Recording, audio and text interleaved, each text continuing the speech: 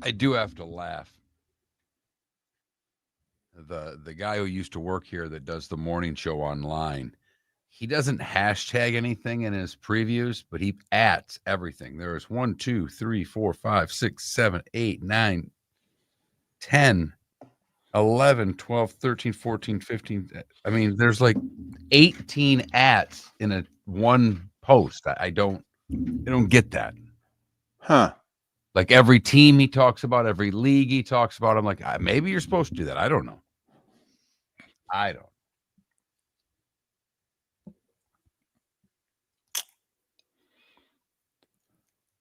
Morning, everybody. Glad you enjoyed it, baby Jules. Ambient. Golly.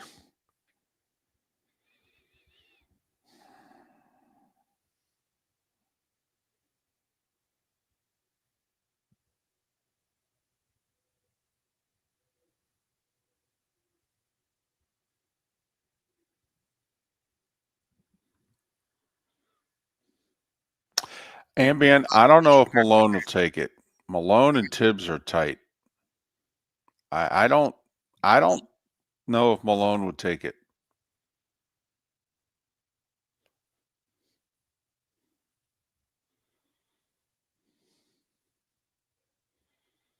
I know Malone was a Knicks assistant back in the day, but so was Tibbs.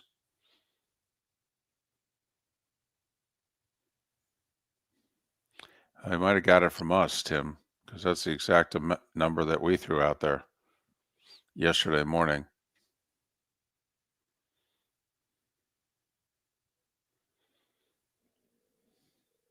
Well, Danny Hurley wants the job. It's his dream job.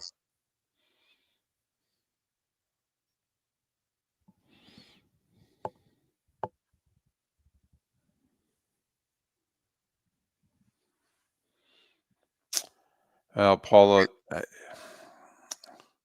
the word is the owner did it.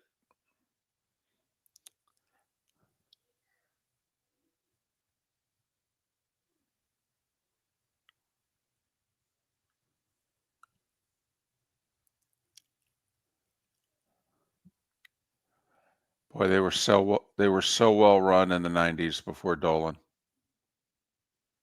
Golly.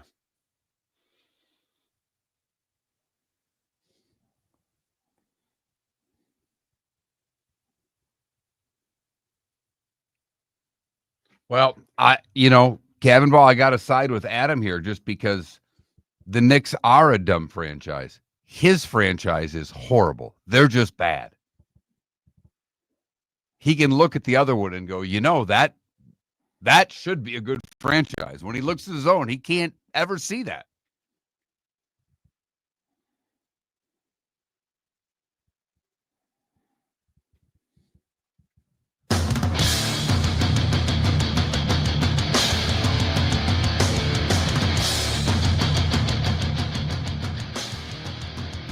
You're listening to Miller and Moulton, coming at you from the Floormeister Studios. Floormeisters, keeping it real. And now, here's Marc Miller and David Moulton. Top of the morning to you on this hump day. Let's get over it together. Boy, do we have a lot to talk about. And finally, the finals are upon us. But first, how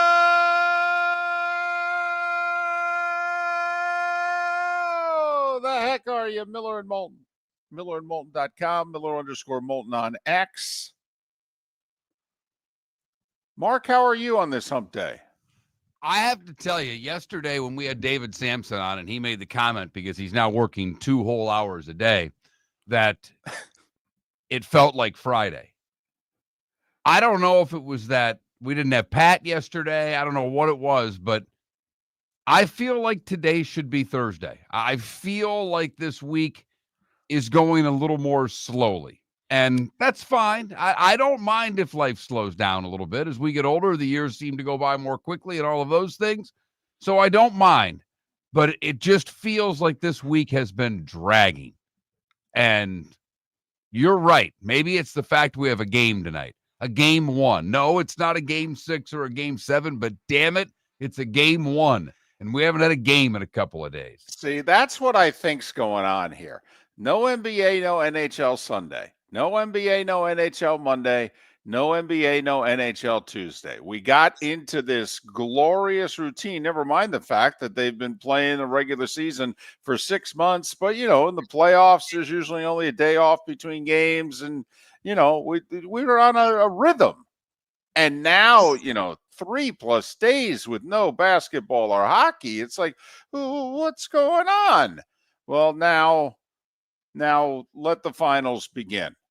We'll start with hockey. We'll move to hoop, and we'll alternate back and forth. Let's do that, shall we? Tonight, a rematch from a year ago when it went 7. Panthers, Oilers. This time the Canadian team has home ice advantage. Panthers trying to go back-to-back, secure a place in history. Edmonton trying to win their first cup in 35 years. Best player in the game trying to get the monkey off his back and get a ring and deliver it as the captain. Oh, yeah. And Canada, who longs for this sport more than any other nation and hasn't had a Stanley Cup champion since the first year of the Clinton presidency. Yeah, there's a little something riding on the next couple of weeks. Never mind the fact it's about as far apart as two teams can get. I love the travel involved here. I mean, Vancouver would be further, Seattle, but this is a top 5 road trip for these two teams. No doubt. And I think the point that you made to me that resonates the most, David, is really just the Panthers' crack at history by repeating as Stanley Cup champions versus Connor McDavid's quest for a cup. I mean, those are the two. And I know there are a multitude of storylines, as you mentioned, the drought for the Oilers, the drought for the entire country of Canada. But when the best player in the game has the opportunity to do something that two of the other best, one, the best player in the game, one of the others, a top, 5, 6 player all time, did, and that Gretzky lost the cup final, went back the next year and won. Crosby lost the cup final, went back the next year and won. And now here's McDavid, lost the cup final, has the opportunity to go back and win the cup. And this year, unlike last year for Edmonton, they have home ice advantage. So intriguing as all hell. Injuries at the Edmonton side that I think will affect the Oilers quite a bit with Hyman being out. Great player, both ends of the ice. Marchand and Jones, the two newbies that were picked up essentially at the deadline for the Panthers, whose impact has been tremendous throughout the playoffs. How will it be in the Stanley Cup final? A lot of different storylines, but the Panthers repeating and Connor McDavid's quest at his first Stanley Cup are the things I'm most interested in. I don't know why this is, because I do think the two teams, although there are quite a few guys who skated in Game 7 last year who are no longer on both teams. I mean, the number is actually surprising how many guys played in Game 7 last year and are no longer associated with either teams. But it seems as if the absolute guts and glue of both teams returns intact. So to me, this is just like a boxing, are we going to get a trilogy out of this? This is round 2, so to speak, of a boxing trilogy. Let's go. But I have a very different feeling this year than I had last year, despite the teams pretty much being, as far as I'm concerned, the same. Last year, you tried to warn me. I'm like, Mark, the Panthers are going to destroy the Oilers. 5. I'll say 5. Edmonton wins 1 at home. Florida's going to whoop them. And when they were up 3-0, and every game the whooping was getting worse, I'm looking at you going, Mark, I know you know more hockey than me, but come on. Florida's just better. And then Edmonton kicked in their A game for a week and rattled off 3 wins in a row. And Game 7's 1-1 in the second period. It's kind of like, wow, this is a hell of a fight we got here. And I think we pick up where we left off. Okay. I do. I think I just have a very different feeling. Last year, I thought Florida would dominate, and this year, I think it'll be a war. And to me, it's as close to a coin flip Stanley Cup final as I can remember, to be honest with you, in like the last 15 plus years. Vegas feels the same way. The odds for the Stanley Cup are about dead even. You know, it's an easy cliche to talk about, but Edmonton at home on the power play has been unbelievable. Florida tonight, I think especially tonight, will be as physical tonight as they will be in any game in the series. They've had a few days off. They're on the road. One of the things teams on the road like to do is establish a physical presence early to take the crowd out of the game. So I wonder how the officials will call tonight's game. Will they be a little quick with the whistle early and try to establish their discipline procedure for the series? Or will they let the boys play, as they like to say? But the Panthers' penalty killing has been elite throughout the playoffs. Absolutely elite. Edmonton is the best power play in the league, particularly at home. Panthers 8-2 on the road in the playoffs. Edmonton 6-1 at home in the playoffs. The only game they lost, that game in which Vegas scored with 0.4 of a second left in regulation to win it. That's the only way you can have a buzzer beater in hockey. It's the only game Edmonton's lost at home in these playoffs. What gives? I'll tell you what. Give me 1-1 going back to Florida. Well, I would much rather, if we're, look at, I'm not going to be begging for it to be 1-1, 2-2, 3-3. I would like something more like that. Hey, you want to go 3-0, 3-3 and give me 7 that way? I don't give a damn. Get me to game 6 or 7 is all I'm looking for. But I'm with you. Love to see it 1-1 coming back to Sunrise. So 8 o'clock tonight Eastern. Panthers and Oilers. Be curious if this sucker rates. The Stanley Cup playoffs have done very poorly. The marquee teams for hockey, in terms of viewership, miss the playoffs. And one or two that have attracted some audiences over the years got bounced early. But a rematch. And by the end of the series last year, a few people were paying attention. So will they be paying attention now from the start of the series?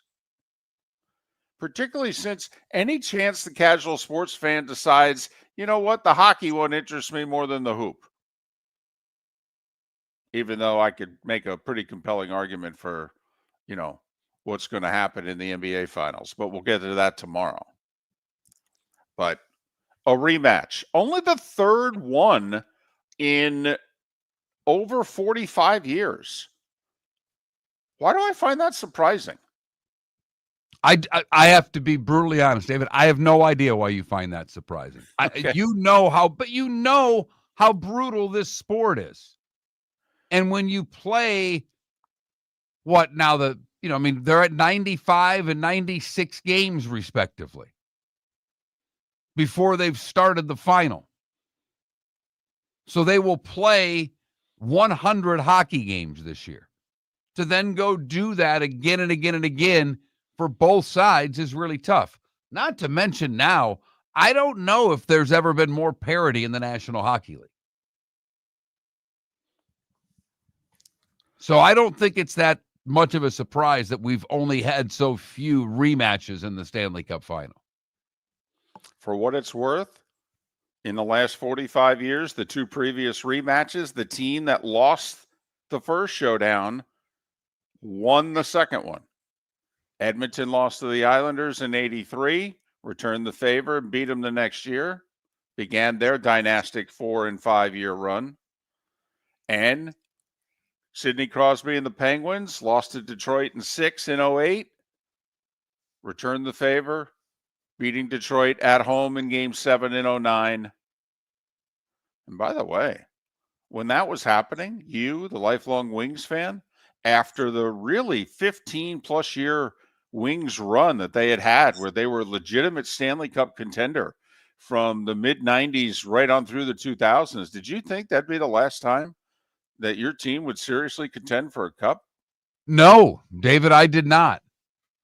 But It's funny how sports work, isn't it? it is. And, I've always believed that, I think Ken Holland, who's up for different jobs, he was the GM there. I thought he was great when there wasn't a salary cap. I didn't think he was as good when you had to be a little more disciplined with your money. And they had about a 5-year head start on European scouting than everyone else in the league. Connor McDavid, while still in his 20s, been in the league 10 years already. Also, next year's the final year of his contract. So there's a lot of people in the hockey world wondering, will he keep trying in Edmonton? Or if he keeps coming close but no cigar, does he take his act somewhere else? Lot riding on this final. Miller and Moulton. We are going to have to talk some basketball, though, because something bat blank crazy happened yesterday.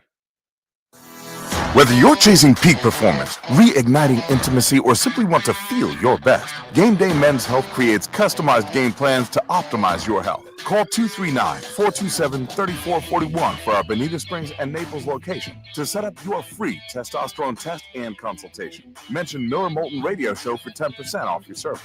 Find your maximum self with Game Day Men's Health, Bonita Springs and Naples, Florida. Call 239-427-3441 today. For over 50 years, the Nolan family has been dedicated to protecting local families. Nolan Family Insurance is a second-generation independent agency that specializes in home, flood, auto, and boat insurance. They take the time needed to explain your coverage options and answer your questions so you can make an informed decision that's right for you. If you're looking for an agency that treats you like family, call 941-639-1122 or go to NolanAgency.com. That's 941-639-1122 or NolanAgency.com. With summer approaching, time to take care of your own house. So stop into the Floor Meisters and see their huge in-stock selection of carpet. The Floor Meisters has 100 rolls to choose from, starting at $2.99 a square foot for carpet, pad, and installation. Come in and ask for Dave and have him show you the Dream Weaver Select. Many styles and colors to choose from to fit everyone's taste.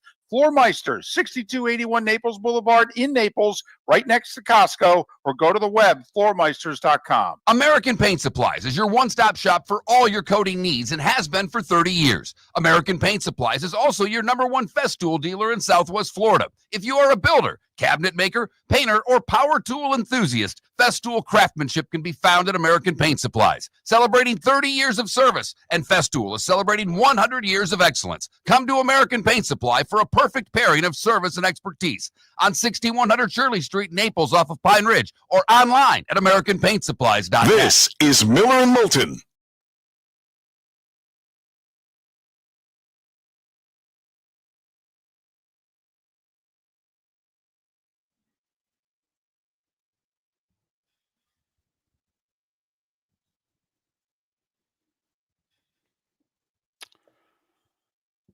So, long story, but daughter and granddaughter spent the night here last night.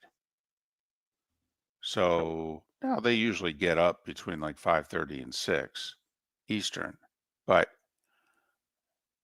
granddaughter had never heard "How the heck are you" before.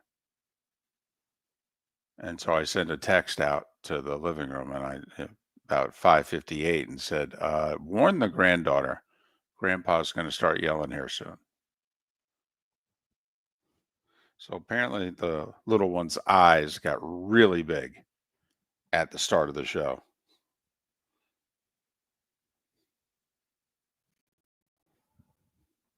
I loved it when we were doing it in my spare bedroom in Bonita.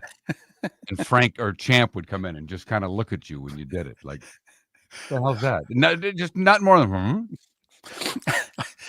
I thought the first couple times too Champ came running in and like got under your legs. Yes. Kind of like, protect Yes. me. What's Yes. going on in here? What the hell Protect is me. going on?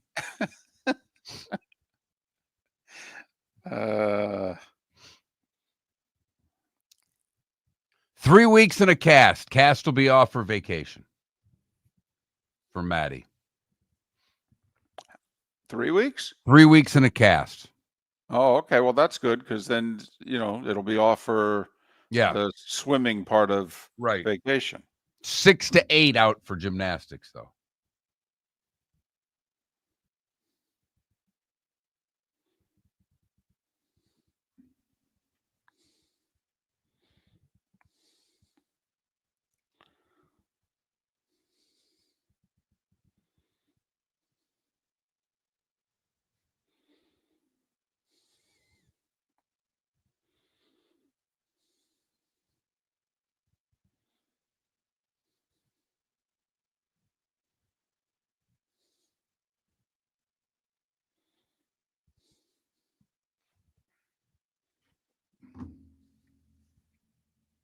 I mean, should we just do the layup, and should the Knicks have fired Tibbs?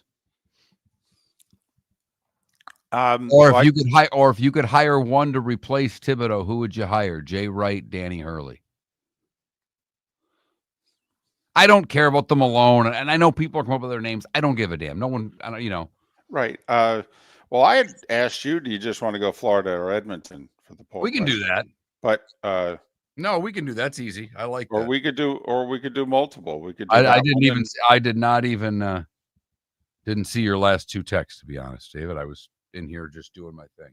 Well, you were working.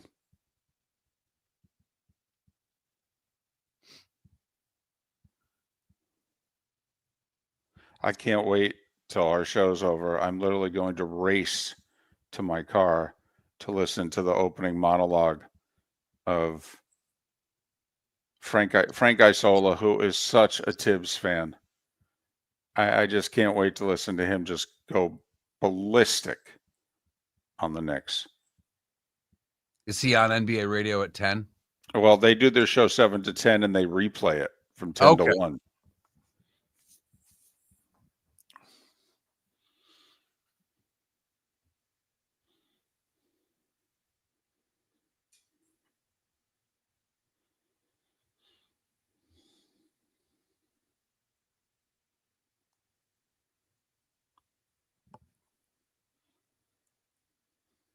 It's also National Cheese Day, David.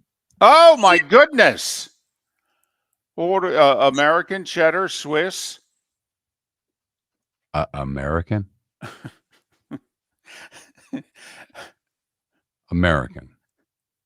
What's that one that starts with a P?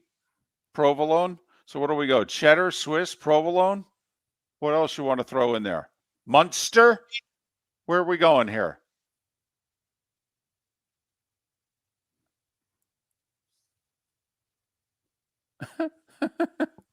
Seriously. My daughter hates American cheese.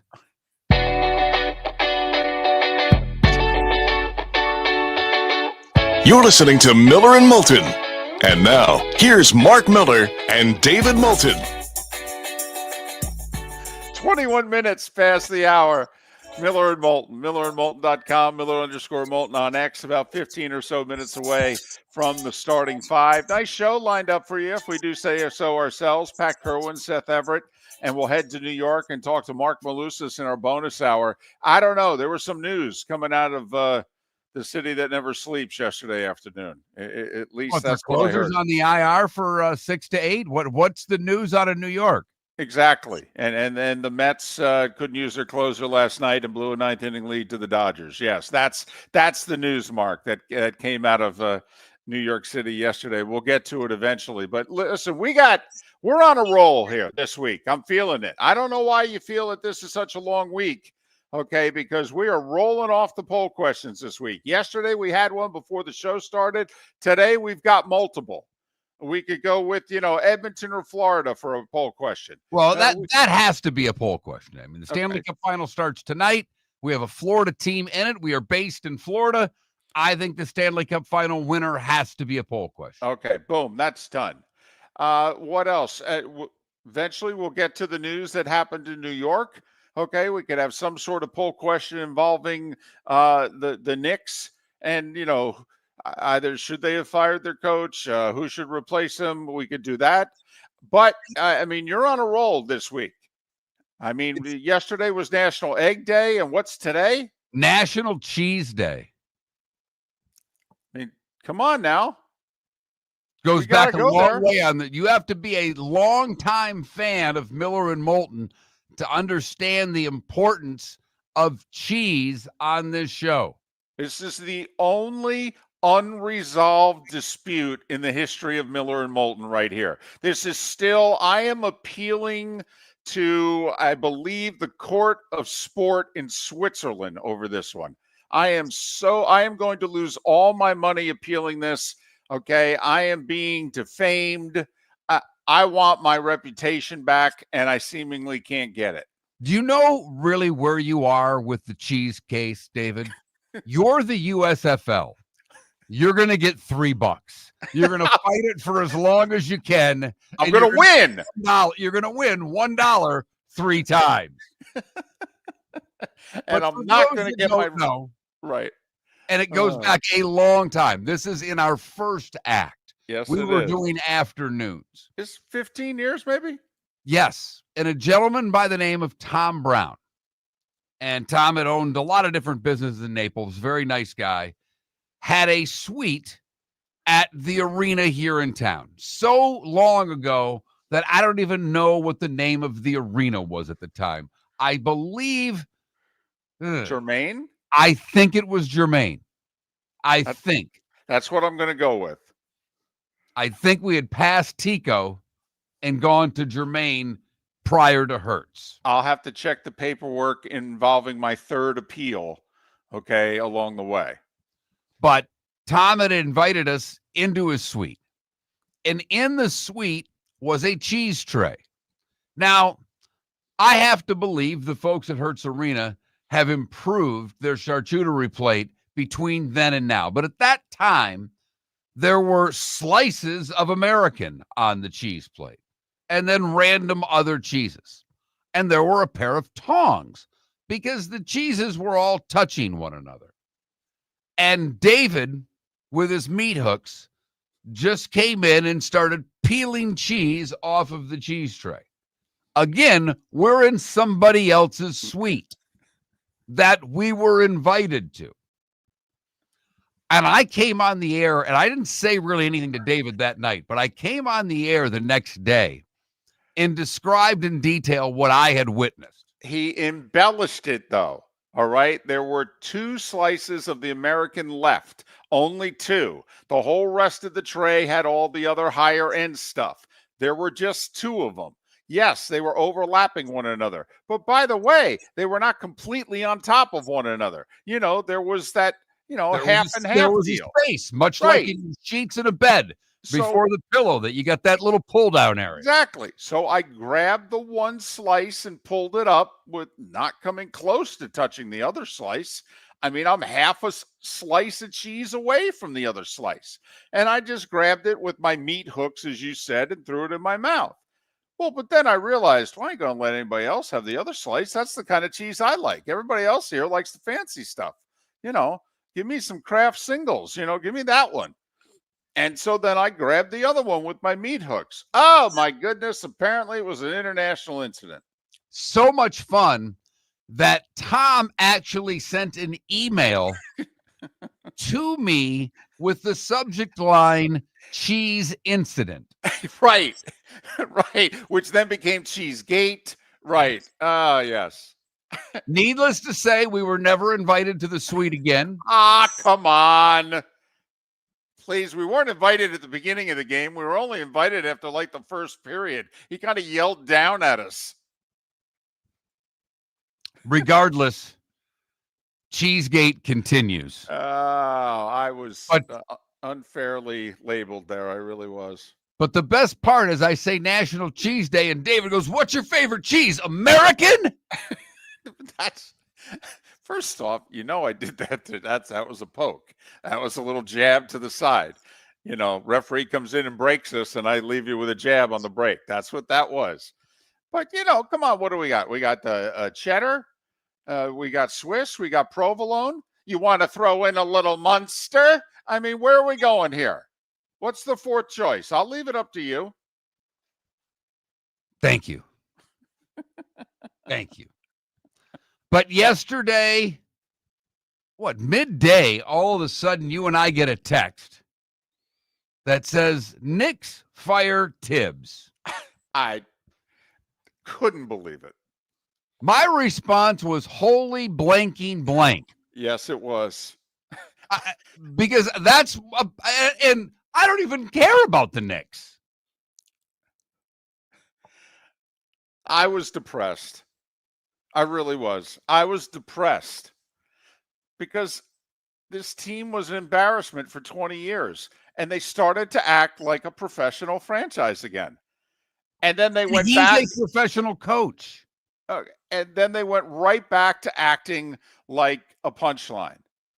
And it's like, no, I'd rather not win a championship, but not be a punchline. No. Can't we just be good again? So we finished third. So we won a bronze. Hey, we hadn't medaled in over 25 years. Okay, can't we start with a bronze? How? And David, I want to ask you as the Knicks fan, and I believe you to be a much more rational fan than others, so this might not be fair. But wouldn't you classify this season as a success for the New York Knicks? Yeah, just a tad. I mean, are you kidding me? Golly. It's not unprecedented. No. But it doesn't make me feel any better right now. And I know teams have come close and fired their coach, only go on to replace him with someone who would then bring them a championship. But does anybody believe today the Knicks are not in the NBA final because of Thibodeau? Well, there are a lot of people in New York who believe that. They believe he blew game one, and that if he had called at least one timeout, that the worst they would have done was hosted a game 7 against Indiana. For goodness sake. They won one playoff series in between Jeff Van Gundy and Tom Thibodeau. They won one playoff series. That was 20 years. Okay, they've won 4 playoff series. They've made the playoffs 4 times in the last 5 years. I mean, isn't this the college football team that wins 2, 3, and 4 games for 20 years? All right, and then all of a sudden you win 9 games and you go to a bowl. You hadn't done that in forever, and now you start winning double-digit games. And what? You make it to the national semis and you get beat, and now it's like, oh, we can do better than this. What? I mean, there's so many examples of it going wrong with the teams I follow. The Lions did it with Caldwell. 4 winning seasons. Let's get rid of him. That worked out well for 10 years. With summer approaching, time to take care of your own house. So stop into the Floor Meisters and see their huge in-stock selection of carpet. The Floor Meisters has 100 rolls to choose from, starting at $2.99 a square foot for carpet, pad, and installation. Come in and ask for Dave and have him show you the Dream Weaver Select. Many styles and colors to choose from to fit everyone's taste. Floor Meisters, 6281 Naples Boulevard in Naples, right next to Costco, or go to the web, floormeisters.com. American Paint Supplies is your one-stop shop for all your coating needs and has been for 30 years. American Paint Supplies is also your #1 Festool dealer in Southwest Florida. If you are a builder, cabinet maker, painter, or power tool enthusiast, Festool craftsmanship can be found at American Paint Supplies. Celebrating 30 years of service, and Festool is celebrating 100 years of excellence. Come to American Paint Supply for a perfect pairing of service and expertise on 6100 Shirley Street, Naples, off of Pine Ridge, or online at AmericanPaintSupplies.net. Honey, you want to come out? I haven't seen you since Glass Doctor installed our custom shower enclosure. No thanks. Well, you can't keep eating breakfast in the shower, and laminating your magazines is getting expensive. You remember we have guests coming over tonight, right? Oh, I'm sure they'd love to see the shower. It's our neighbors, and I highly doubt they want to be hanging out in our bathroom. The shower's so good, you'll never want to leave. Visit glassdoctor.com today and schedule an appointment online. Marc Miller for Sleep Treatment Direct. They are helping me with sleep apnea. And by helping me, I mean curing me. No more CPAP machine. No more snoring. No more tossing. No more waking up exhausted. Their expert team got me the right treatment, fast and hassle-free. If you want to feel energized and get rid of your snoring, call Sleep Treatment Direct today. 444-1741. That's 239-444-1741. Sleep Treatment Direct. Sleep safe and sound. This is Miller and Moulton.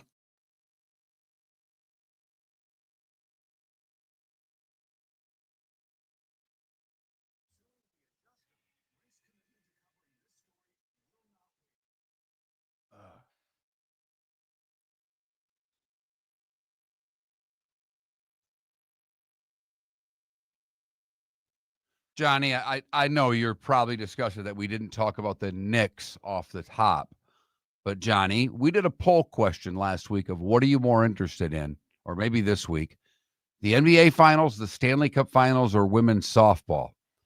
The NBA Finals came in last. So we opened with the NHL because that's what our audience tells us they like the most. That's the first thing. We got to it in the second segment of our show of 12.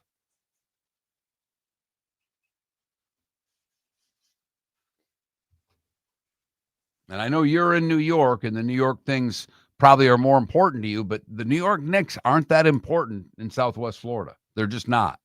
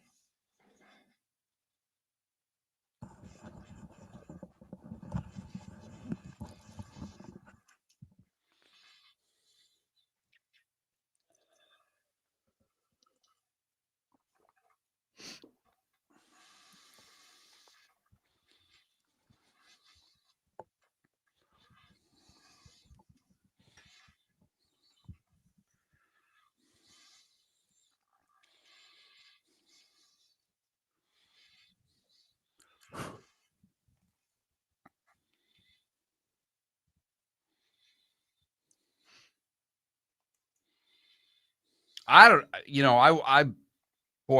I'm stuck with this poll question. What, the cheese one? I don't even have a cheese one up yet.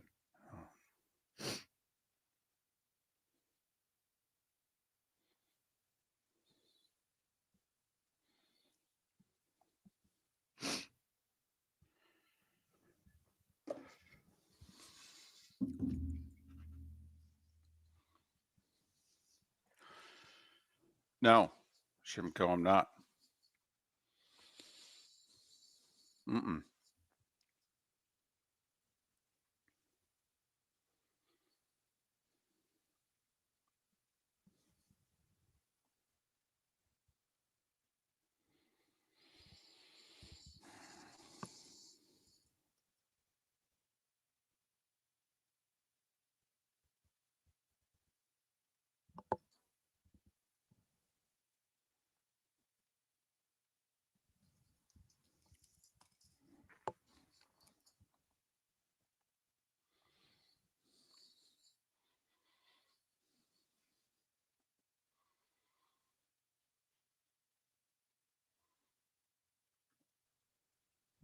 Oh, Ambien,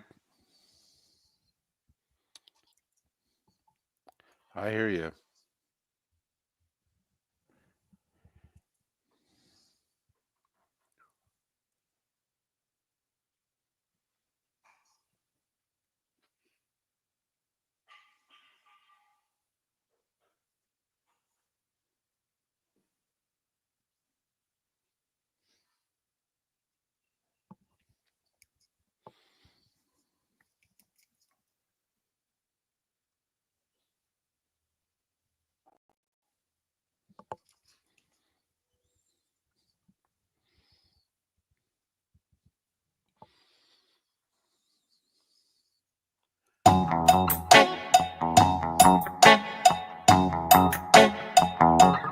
You're listening to Miller and Moulton. And now, here's Marc Miller and David Moulton. 22 minutes till the top of the hour. We'll give you our in-depth Stanley Cup preview and our picks coming up 1 hour from now. 45 minutes away from the best thing that we've seen today, or the coolest thing that we've seen today. Pat Kirwan, Seth Everett, Marc Malusis also going to join us on the second half of the show. Magic numbers, by the way, 85 and 92. 85 days, 12 weeks tomorrow. First big Thursday night leading into Labor Day weekend. 16 games on the docket. Get the college football season started. And 13 weeks tomorrow, Eagles hosting the Cowboys. Telling you, it's moving. Okay, that line at the deli seemed very long, and now all of a sudden you start to look, and then they are waiting on people. They're changing those numbers off the wall. Just saying. Time now. There is nothing longer than that. I love me some Publix. Publix is a great grocery store. It really is. Okay. But it doesn't matter what one you go to. It does not matter. They're slow at the deli. And not just where they're making the sandwiches, where there's 6 million people trying to get a chicken tender sub. Right. I get that. I'm talking about where you get the sliced meats and the sliced cheeses. It is the most inefficient part of every grocery store. Drives me nuts. Sometimes they use the numbers, and then the other times, who's next? No. You got a wheel of these numbers. Right. If I grab number 9 and I go get all of my other stuff and come back and you're on number 7, I'm 2 away. Correct. That's all. That's all I got. National Cheese Days got me thinking about a lot of other things. You sound like somebody, though, who wants to Chick-fil-A the deli counter at the grocery store. Like, you think you could turn this into a fast-moving thing. I don't think you can, and here's why. When we go to the drive-thru, we order all our food at once. That's not how the deli counter works. Can I help you? I would like a half a pound of bologna, please. Okay, and then the whole, is this sliced right for you? It's bologna. Just put it in and wrap it. Come on, let's go. No, David, you make some very valid points. My only bone of contention is that there are workers who are doing their job. They have other things that they have to do to get ready to prep for all the sandwiches that are being made or whatever the case may be. And you see them at one of the slicers working their tail off, but they never look up at a customer. And it's like, shouldn't you take a break and wait on the people that are there? And they don't do that. And that's where I get like, son of a. Because, Mark, those that have filled in their order on the app, okay, or have called it in for the party for 37, and they're going to pick it up at 11 a.m., they're more important than we are. We're only standing right in front of them. The only way we become more important is if we punch them in the mouth, and then we get in trouble. So we have to wait our turn. And then, by the way, the lady in front of me, is this all you'd like? Well, no, I'd like a 1/4 pound of Genoa salami. Could you slice that thinner than the bologna? Could I get 8 slices of white American? And I need the paper put in between each one. No, David, you are right. The old lady at the deli can be a demanding It person. It is the only place in the world that I do not say, no, we were here at the same time. You go first. Absolutely not. No. No. I'll be a jerk at the deli counter. Who was here first? I was. Absolutely. The starting five. 5 big stories you need to know. Here is the starting five. Can I get a half pound of American cheese? I'd like a quarter pound to be the white and a quarter pound to be the orange. Would that be okay? And you don't have to slice it as thin as you slice my bologna and my salami. But I would like to see it before you wrap it. Oh, for goodness sake. Game 1 of the Stanley Cup Final tonight. Let's play some hockey, shall we? Florida and Edmonton, it's a rematch. 8 o'clock TNT. Panthers 8-2 on the road in the playoffs. Edmonton 6-1 at home. Something's got to give. It's a best of 7. Let's do this, shall we? NBA. Finals get underway tomorrow. Yeah, Knicks stole the NBA's thunder. They fired their head coach, Tom Thibodeau. He'd been there 5 years, took them to the playoffs 4 times. They won 4 playoff series. They just went to the Eastern Conference Finals. They were 2 games away from the finals. They haven't been that close to the finals in 25 years. So, of course, the first thing you do is you fire the coach. I mean, that's what a normal franchise would do, right? It's got to be the coach's fault. For goodness sakes. Indiana, by the way, nearly didn't get to Oklahoma City last night. Right. They ended up in Tulsa, right? They were in Tulsa for a while and just hanging out. Apparently, there were bad storms. Eventually, last night, they got into OKC, which is good because the finals start tomorrow. Phoenix, by the way, has narrowed their head coaching search down to a couple of Cavs assistants. That's got to be awkward. You and me are assistants for the Cavs. Job comes down to the 2 of us. Huh. Good luck, Marc. Yeah, right. Make him have a free throw contest for it. Right.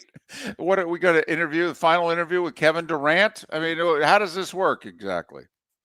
Major League Baseball. Man, you know what? What's more crazy? That the Knicks fired Thibodeau or the Rockies have won 2 in a row?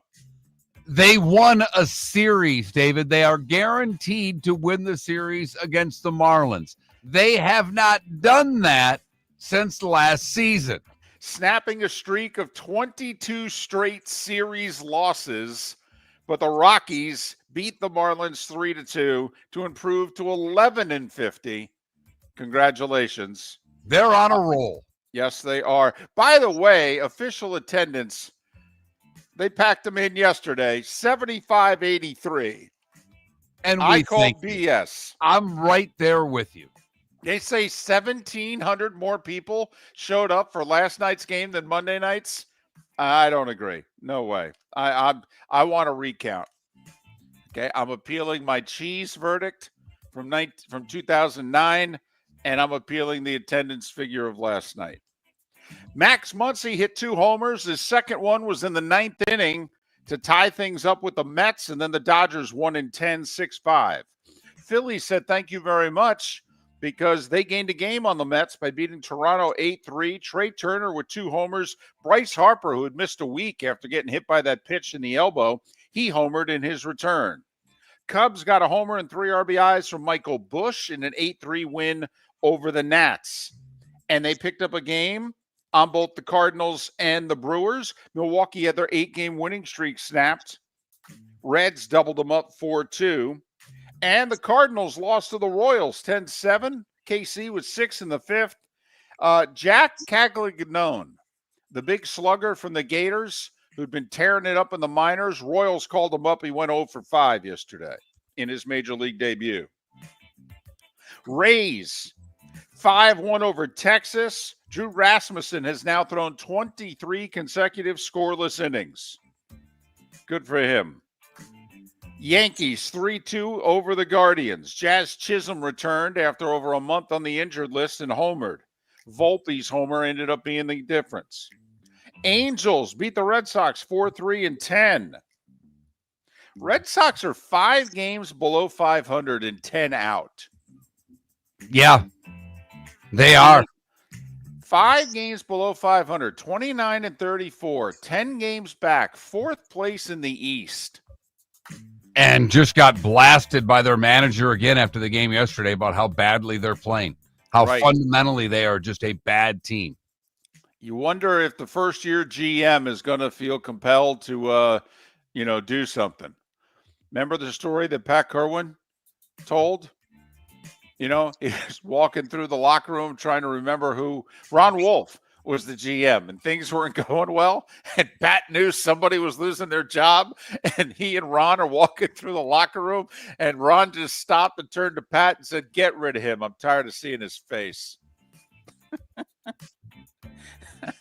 The Orioles, they're playing better of late. They beat Seattle 5-1. They dropped the Mariners into second in the West because Houston beat Pittsburgh 3-0. This is actually a heartwarming story. I feel badly for Paul Skeens. He gave up 1 run in 8 innings and lost. Just for the third, 3 times this year, he's pitched into the 8th and lost. That doesn't happen in baseball anymore. But he lost to Lance McCullers. First off, somebody had threatened Lance McCullers' life 2 weeks ago when he blew a lead in a game that the Astros didn't win. They eventually tracked it down to some guy with a gambling problem. Who was drunk and was overseas. Right. So, but McCullers was a good pitcher and then had a couple of elbow surgeries. He didn't pitch in 2023. He didn't pitch last year either. This is his first year back in 3 years. And he hadn't won since late in 2022. Lance McCullers, with 6 scoreless innings, got the win yesterday. I feel badly for Skeens, but feel good for Lance McCullers. The White Sox snap a 4-game slide. They beat the Tigers 8-1. Arizona 8-3 over the Braves. Strider's yet to win a game, by the way. He gave up 5 earned in 5 innings yesterday. He's 0-4. And Mark, we said the Red Sox are 5 games below 500. You know who else is 5 games below 500? The Atlanta Braves.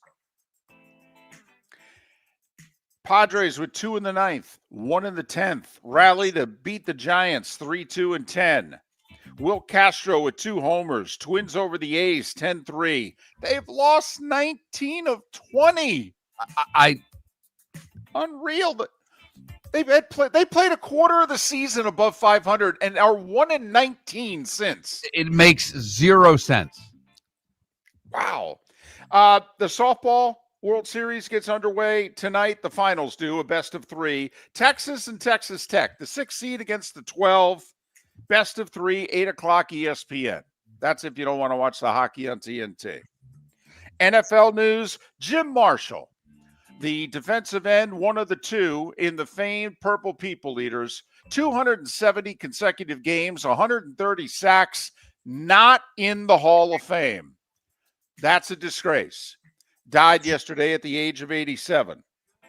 C.J. Stroud has a sore throwing shoulder, yet to throw in the OTAs. Probably isn't this week or next. And their head coach said, nothing to worry about here. Everything's fine. Really? Quarterback has a bum shoulder, can't throw the ball in June? Nothing to see here? Huh? Is it okay if we remain concerned, even if apparently you're not? Just saying. WNBA, Fever, who had lost 3 in a row without Caitlin Clark, beat Washington last night, 85-76. Minnesota improved to 8-0. They beat Phoenix by 23. Seattle edged Dallas. Paige Beckers is 1-7. Imagine winning all those games at UConn, and now you go to the pros and you're on a team that's 1-7. Seattle by 6.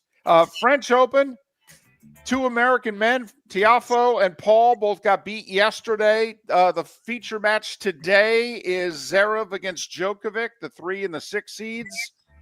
Coco Gauff and Madison Keys are battling right now. Keys won the first set in a tiebreaker.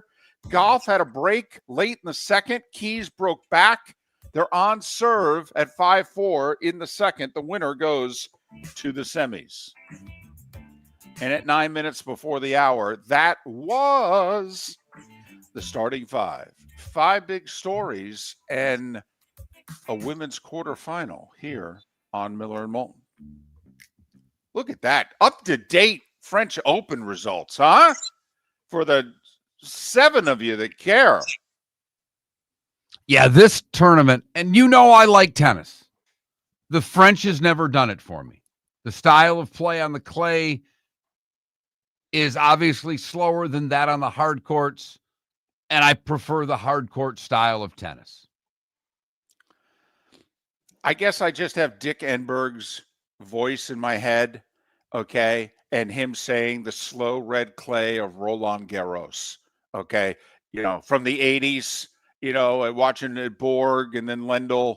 Plus, it broke my heart when McEnroe didn't win it in '84, okay, because he probably then would have. He never played the Australian much. I mean, that's the funny thing. It was a major, and guys didn't play it. Substandard court, far and away the cheapest tournament. It was right around Christmas, and the American men in particular, they didn't play. They were like, we don't care. David, by the way, I did some time researching during the break before the starting 5. According to several different sources, the favorite cheese in America is cheddar. Number 2 is your favorite cheese, American. Number 3, mozzarella. Number 4, Swiss. And then the Jacks are at number 5. Colby Monterey Pepper are 5th. So are you saying we shouldn't even put provolone in the poll question? No. Wow. It's not a top. It's not. I don't even know. Comes in at number 7, David, just ahead of blue cheese. All I know is when I go to all those sub shops, they always want to have provolone. Miller and Moulton. Miller and Moulton are very grateful to you, the listeners, for making us one of the highest rated shows for men, because the working man is one of the toughest demos to reach, and we do. Great sponsors like Floor Meisters, American Paint Supplies, Glass Doctor, Sleep Treatment Direct, Game Day Men's Health, and Molly Maid recognize that, and we thank them. And if you own a business and working men are your clientele, the most cost-effective way to reach them is through us. Text Miller and Moulton at 21,000 or directly via X at that Marc Miller or the David Moulton. Southwest Florida's scorching heat is on its way. Stay cool with Air Advantage. As a proud Rheem Pro partner, Air Advantage delivers top-notch air conditioning solutions to keep you cool and comfortable.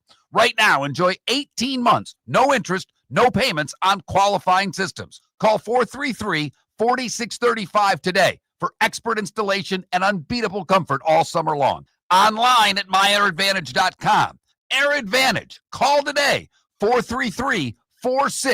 Marc Miller for Sleep Treatment Direct. They are helping me with sleep apnea. And by helping me, I mean curing me. No more CPAP machine. No more snoring. No more tossing. No more waking up exhausted. Their expert team got me the right treatment fast and hassle-free. If you want to feel energized and get rid of your snoring, call Sleep Treatment Direct today. 444-1741. That's 239-444-1741. Sleep Treatment Direct. Sleep safe and American Paint Supplies is your one-stop shop for all your coating needs and has been for 30 years. American Paint Supplies is also your #1 Festool dealer in Southwest Florida. If you are a builder, cabinet maker, painter, or power tool enthusiast, Festool craftsmanship can be found at American Paint Supplies. Celebrating 30 years of service, and Festool is celebrating 100 years of excellence. Come to American Paint Supply for a perfect pairing of service and expertise on 6100 Shirley Street, Naples, off of Pine Ridge, or online at AmericanPaintSupplies.net. Marc Miller for Molly Maid. I've been a customer for over a year and cannot say enough good things about their service and communication. If you're a business owner, you can trust Molly Maid to do an exceptional job. Their expert team delivers tailored cleaning for whatever your needs, ensuring a pristine environment for clients and staff.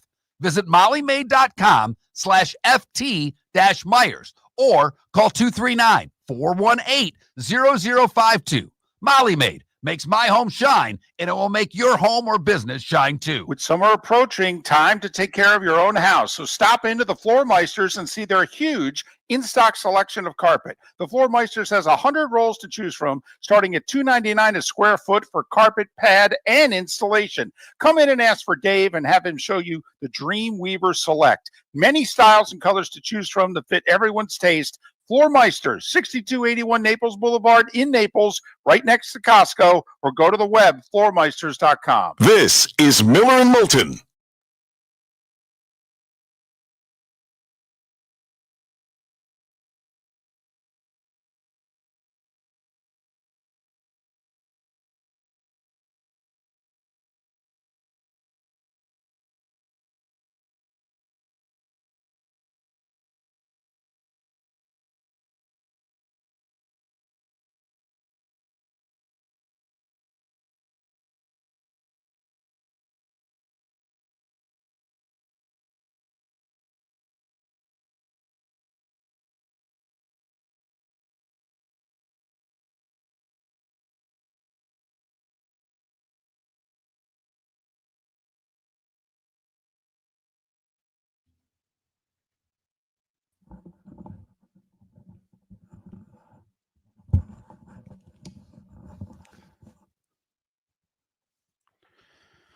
By the way, Goff won the second set 6-4. Broke keys to win the set.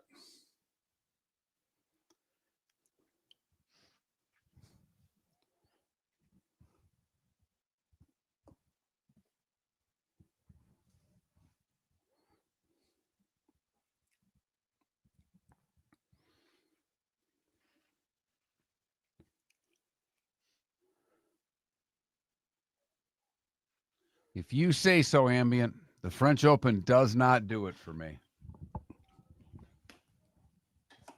Well, I have to admit, I like watching Keys and Golf play. They both are pretty aggressive with their ground strokes, and I like that. They're not just getting the ball back. But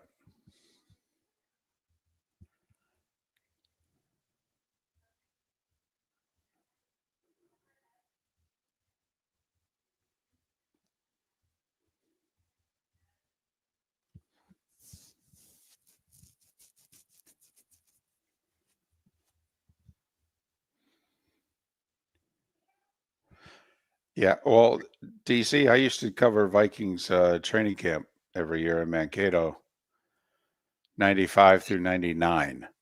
So I did 5 Vikings training camps. Now, I will say Carl Eller was the most visible of the Purple People Eaters.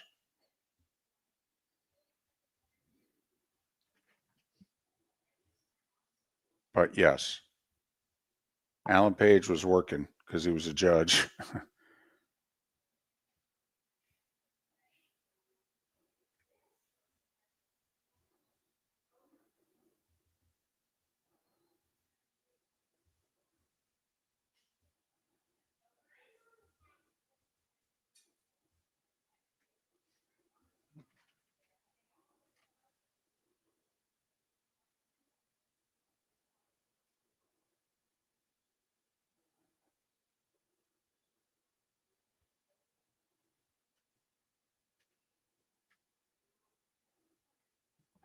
I know, DC, how many of us saw our favorite professional sports team play charity basketball games, and now because of the contracts, those guys aren't allowed to play in them.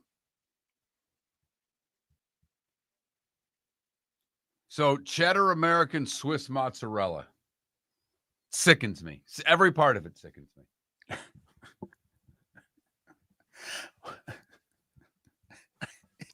You're the one that came up with the question.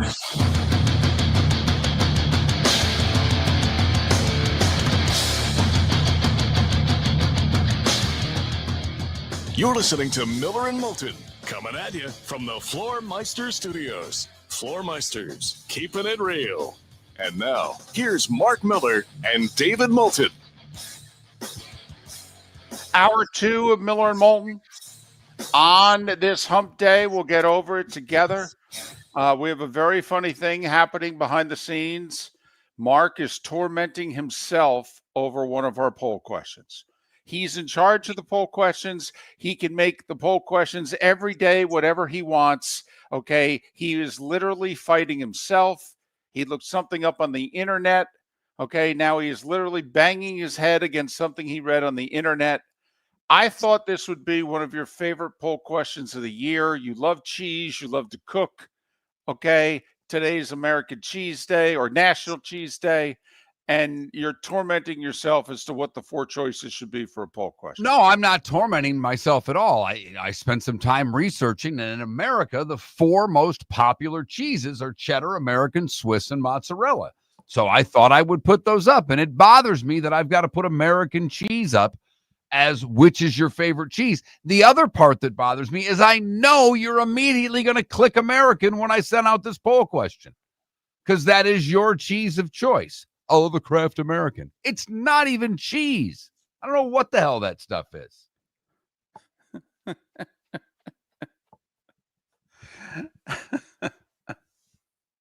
That's okay. I'm trying to answer a trivia question in the Twitch chat room, and the final key, the final letter I need to answer it, the N key won't work.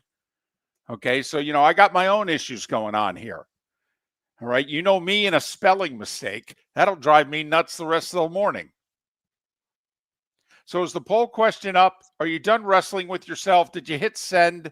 No, I did not. It's still sitting right there. The Edmonton, Florida poll question is up. Oh, thank goodness. That's not complicated. Who's going to win the Stanley Cup? Right. That one's up. The cheese poll question, not so much. 21,000's the text line. You can text me because I guarantee I'm not going to put your favorite cheese on this list probably. I'm going to get some people saying Havarti, and I'm going to get some people saying pepper jack. Well, no, come on. The crazy guy that's going to say blue cheese is actually his favorite. And while I love blue cheese, and it's the only proper sauce, blue cheese dressing for a chicken wing that there is on the planet, blue cheese is an acquired taste. But come on, even if for those whose favorite cheese is Munster or something like that, they know that's not a widespread popular cheese. It wouldn't make a poll question. I mean, just because it's your cheese du jour doesn't mean it's going to be in a, hey, what's your favorite cheese? I mean, when you're sitting at a table and there's 8 of you, you're the only one ordering that cheese. I am fearful, David, that American will win. That's the problem I have right now. Well, don't put it on the list. Put cheddar. It's the number 2 cheese in the land. That would be like having a poll question, who's the most popular basketball team, and leaving either the Lakers or the Celtics off the list. Well, but I think that most people, if Americans, their favorite, will vote cheddar. It's close enough. It's in the ballpark. If you can't live with yourself for putting American as their choice of cheese, and go cheddar, Swiss. I just can't believe provolone came in 7th. I question the validity of that poll. Provolone's everywhere. I have to ask for American cheese every time I go to a Subway or a Jersey Mike's or Jimmy John's or whatever. Jimmy John's only does provolone. They won't do anything else. I can't believe it's 7th. I feel like National Cheese Day. I feel like this is a horse race, and I'm filing an appeal. Okay, I feel there was an obstruction midway through the race. Speaking of a horse race, don't we have one this weekend? Yes, with Kurt Becker on the show Friday. It's the Belmont, and it's not at Belmont again. Right. That's Saratoga. We're still doing this Saratoga thing, right? So I think it's fitting that the Triple Crown's not on the line, since it's not going to be at the Belmont. I digress. So Edmonton and Florida get going tonight. Thibodeau fired by the Knicks. Okay, can we get into this a little bit? Yeah. So Michael Jordan and Doug Collins, and Michael Jordan really likes Doug Collins. I mean, when Michael Jordan went to the Wizards, you know who he made coach? Doug Collins. So Doug Collins is coach of the Bulls. They go to the conference finals in 89, I believe. They face your Pistons. That's when they went up 2-1, and supposedly the Pistons had a team meeting and came up with the, quote, Jordan rules, which was as simple as make him go left, and every time he gets below the free throw line, knock him on his butt. That was basically the Jordan rules. Yes. Go left, beat him up. Yes, it was. Right. And we as Pistons fans enjoyed the hell out of it. Yes, you did. Okay. And hey, it worked. Okay. He was about to beat you the way he had just taken down the 50-plus win Knicks team that they were underdogs against. The way he had just taken down the Cavs with the shot over Elo. He was 2 wins away from the finals. At least you guys came up with a plan. I mean, Lenny Wilkins or Rick Pitino were the other coaches. They didn't come up with a plan. At least you guys did. I applaud you for it. But Doug Collins got fired. The Bulls hadn't been good for 15 years. I mean, I think you had to back to like 74, the last time they had made like a conference final. And they go to the conference finals, and you got Jordan, a budding star, and they fired Doug Collins. And they hired the hotshot assistant sitting next to him on the bench. His name was Phil Jackson. Paul Westhead won the title with the Lakers. And they fired him, hired this hotshot assistant. who had done a stint broadcasting the games. Looked good in a suit. Name is Pat Riley. Each of those times, unless we find out something different, the player was the one that got the coach fired. Magic in L.A., Well, Michael. definitely Magic. I mean, even Magic can't run from that. Magic now has admitted, yeah, we need a change. He takes credit. I mean, he wants to take credit for Riley. Right. Okay. Who wouldn't? Right. This doesn't seem like Brunson ran in, and maybe we'll find out that he did. But Brunson's not Magic or Michael either. Here's my thing, and this is not just me talking, okay? Marc knows me really well. He knows I would do this. If this was, in fact, initiated by the owner, that this is completely owner-driven, if I was Leon Rose, the GM, I would have said, well, then I quit. I mean, with all due respect, boss, Right. You ran this franchise into the ground for 20 years, and I hired him, and we have resurrected this franchise, okay? And I would, my line, shut up and cash the checks. I'd look right at my boss and say, boss, enjoy your seats, shut up and cash the checks. We're doing a pretty good job here, okay? We're going to be really good for the rest of the decade. I have no idea if we're ever going to win the final game. But we're going to be really good. In fact, this is the part, not to get too basketball-centric, but I'm serious about this. Does anybody have faith that it's ever going to work out in Philadelphia with Embiid and Paul George and Maxey? Anybody? Or does that just seem like Embiid's broken and this is a waste of time? All right. Well, Tatum ain't playing next year for the Celtics. Anybody think the Celtics are? Oh, and by the way, they're way over the cap. They're getting a new owner, and he's already said he's selling off a couple guys because he ain't paying $500 million for a team for a season. That ain't happening. I paid $6 billion for the franchise. I ain't losing $200 million my first year owning the team. So the Celtics aren't going to be as good. And does anybody truly believe in the Cavs? Well, one, are they going to be able to keep that team together first and foremost with their core players? Because guys they're already talking about, does that get split up? We know that the Bucks are a mess and Giannis has gone there. Right. So now, do we think Detroit is going to make the big jump? They made a huge jump this year. Okay. But it's one thing to be the cute, pesky 45-win team. It's another thing to be the team that plays in June. Now, Right. maybe they got Orlando. They've got a nice team.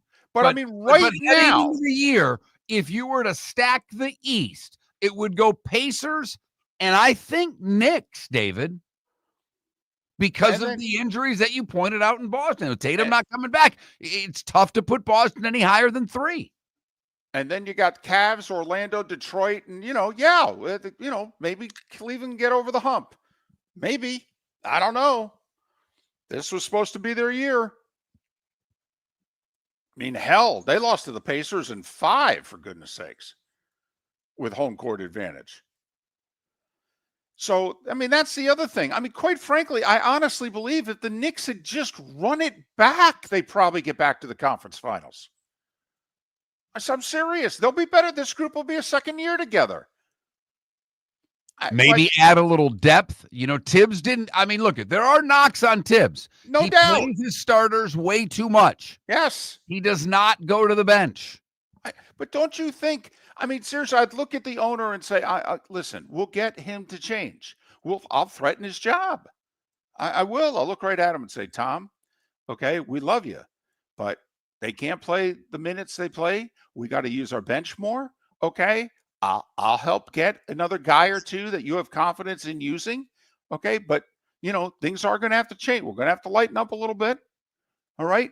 Tom, I don't know what to tell you. You're in your 60s. I don't know if you're going to get another job. And this is your dream job.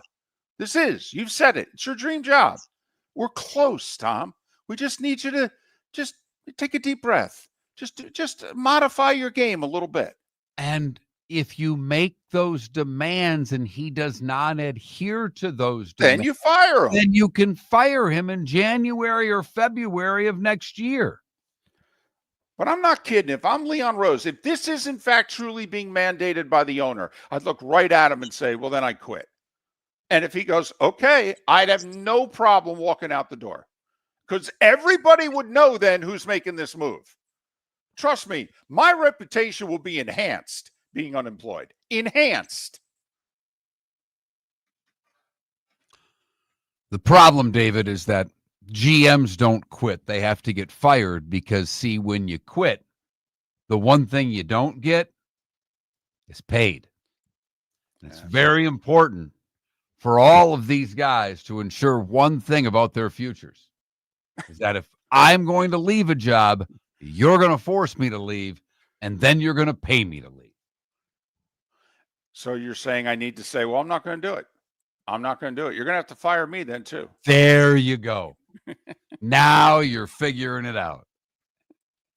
Miller and Moulton, and the coolest thing I've seen today. That's next. Thanks for listening. American Paint Supplies, celebrating 30 years in Naples, is proud to be the exclusive Farrow & Ball dealer in Southwest Florida. The best thing to come from the UK since the Beatles, Farrow & Ball has the colors and paints at American Paint Supplies. See why all the designers and painters choose Farrow & Ball. For 30 years, American Paint Supplies provides the perfect pairing of service and expertise on 6100 Shirley Street in Naples off of Pine Ridge or online at AmericanPaintSupplies.net. American Paint Supplies is your one-stop shop for all your coating needs. With summer approaching, time to take care of your own house. So stop into the Floor Meisters and see their huge in-stock selection of carpet. The Floor Meisters has 100 rolls to choose from, starting at $2.99 a square foot for carpet, pad, and installation. Come in and ask for Dave and have him show you the Dream Weaver Select. Many styles and colors to choose from to fit everyone's taste. Floor Meisters, 6281 Naples Boulevard in Naples,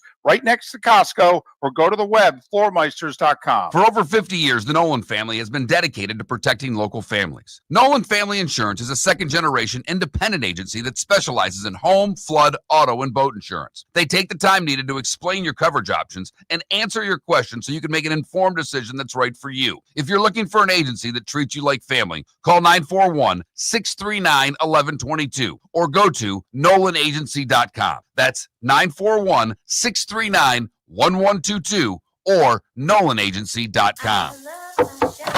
Honey, you want to come out? I haven't seen you since Glass Doctor installed our custom shower enclosure. No thanks.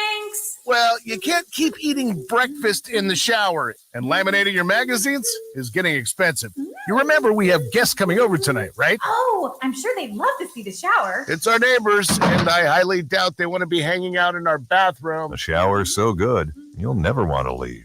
Visit glassdoctor.com today and schedule an appointment online. This is Miller and Moulton.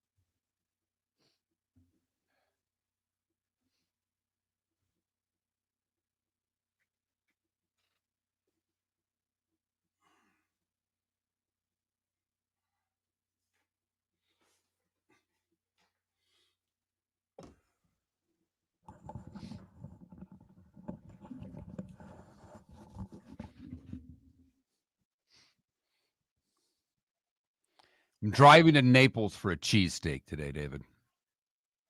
Okay. There's apparently a place called cheesesteak.com, and it is supposed to be legit, like All Philly right. legit. Okay. That's worth it to me. Yep. Now, see, if I was going to Collier County just for a cheesesteak, I wouldn't have the shakes. Okay. If I was going for anything else, I would be nervous. But I They wouldn't do be nervous. they do provolone and they do cheese whiz. I will not do cheese whiz. I do provolone. Yeah, I don't do cheese whiz either.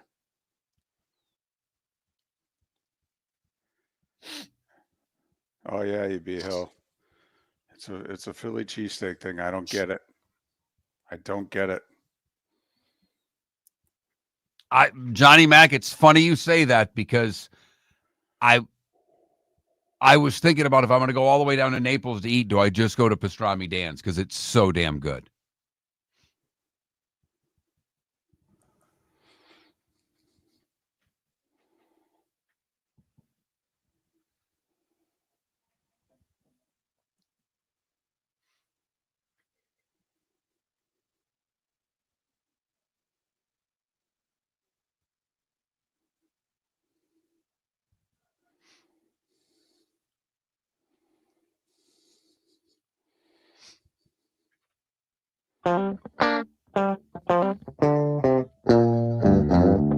You're listening to Miller and Moulton. And now, here's Marc Miller and David Moulton. 21 minutes past the hour. Thanks for waking up with us, so to speak, inviting us into your life, getting over the hump with us. Miller and Moulton, millerandmoulton.com, Miller_Moulton on X. Pat Kirwan will join us in 40 minutes. Seth Everett in a little more than an hour. We'll head to New York. Marc Malusis, television for Channel 11, sports on FAN. It's funny. He did Sunday, this past Sunday. Knicks lose Saturday night in the conference finals. He got all the calls from Knicks fans wanting Thibodeau fired. And I know he said, you guys are morons. So I can't wait to talk to Marc Malusis in about 2 hours to go, well, the morons got what they wanted. Boy, ain't that the truth. And I'm referring to a couple of things. One, our 2 poll questions today. One is who will win the Stanley Cup final. Right now, Florida with a slight edge. But it's National Cheese Day. What is your favorite cheese? I picked what I researched to be the 4 most popular cheeses in America: cheddar, American, Swiss, and mozzarella. And much to my chagrin, American is leading right now. But I thought it was a close vote. It doesn't matter. American's leading. Okay. I mean, I did get this text during the break that simply said, "What are you, a commie? No American?" To which I responded, if it's based on that decision, guilty as charged. Wow. Wow. Dems fighting words, sir. Unbelievable. So those are poll questions. That Marc Miller, the David Moulton. By the way, it's the first time that I answered a poll question with a tease. I voted, but I said, I'll give you my answer coming up at 7:40, because next segment we'll do our in-depth Stanley Cup Finals preview and we'll make our picks. Outstanding. Time now for the coolest thing I've seen today, brought to you by Air Advantage, myairadvantage.com, myairadvantage.com, whether it's service or sales. If it is a sale, what a deal they have going right now. 18 months, no interest, no payments. Call today, 433-4635. That's 239-433-4635, or online at myairadvantage.com. Now, you got to work with me on this one because these are tougher to find than I thought. And this is a story that has a negative. But when someone takes the negative that's thrown at them and shoves it right back in their face, well, that's cool to me. We go back to college baseball from Monday, and I knew this happened, but I didn't, in fact, watched the game live. I didn't catch what the coach said, but it started when Andrew Fisher, the Tennessee first baseman, stepped to the plate, and the crowd was going nuts. And he was getting the crowd even more fired up, flaring his arms, and the crowd's responding. The Wake Forest coach comes 2 steps out of the dugout and yells at him. Turns out what he yelled at him is something you can't yell anymore. Right. The first word was the F word. The next word began with an F, and it's a homophobic slur. And that's not why I'm bringing this up, because he did say that to him, and he gave a crappy apology or whatever. But it's what Fisher did after being called that. He went yard. And I don't think there's anything. First off, I'm not a big fan, and I know they're getting paid at college now. I've never been a big fan of whether it's youth sports, high school sports, or college sports, of the coaches being ultra critical of the players. And I'm getting a little more used to it at the collegiate level because they're all getting paid now. But we're trying to say these coaches are leaders of men, so why they are trying to demean their opposition doesn't make them great leaders to me. But when Andrew Fisher goes yard after the visiting coach berates him, that's cool to me. Good for him. And that's the coolest thing I've seen today. Are you okay with all of the emotion that is now allowed? You know, softball was the one that first they had the animated dugouts. Okay. They always had the cheers and the chants coming from the dugouts. And also, if someone were to hit a homer in softball, the dugout were to empty. And the women were fine with it. They were not bent out of shape. They're like, listen, we just love the sport. We're celebrating, you know, our companionship and playing, and we're all okay with it. Nobody It was never about showing up the opposition. It was about the joy of the game. Right. To the victors go the spoils, essentially. Right. And throughout the game, they celebrate.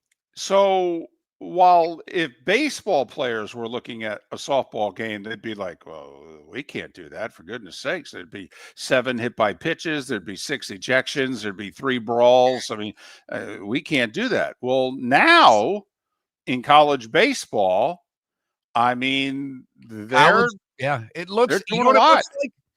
It looks like something out of the, what the Venezuelan league in the offseason. Yeah. I mean, they are. Yes. A lot of bravado, a lot of, the Georgia-Oklahoma State game got contentious because of the way the Oklahoma State players were flipping the bats after hitting a couple of dingers. Right.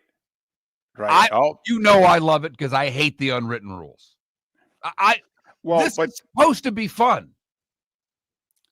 Now, the problem is there is that, what is it? Is it the sportsmanship rule or is it the taunting rule in which, if you glare into the other dugout and you like yell something at them, even if you yell, let's go.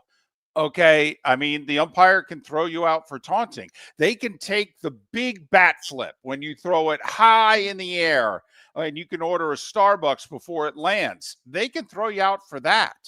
There's video all the time in these high school tournaments, in college games in which guys hit a homer and are ejected before they get to first base, or they're ejected rounding the bases because they're jabbing at, yelling at guys and yelling at they round third and they yell into the opposing dugout. And they get ejected before they touch home plate. Speaking of which, I doubt you saw this, but in one of the all-time oh my goodness ejections, I take you to California for the high school state 400 gold medal match for the women. Clara Adams, a 16-year-old, wins the event. She had a prop with her. It was a fire extinguisher. After she won the race, she went to the infield, grabbed the fire extinguisher, and sprayed her shoes as if to say her feet were on fire. Are you serious? They disqualified her, and she did not get the gold medal. She won the state championship, and it was taken away for unsportsmanlike conduct. She wasn't doing anything to anyone else. She was saying, I'm on fire. I mean, come on. Come on. I'm not making it up. I had to go with the coolest thing I've seen today, and the what in the world are you doing?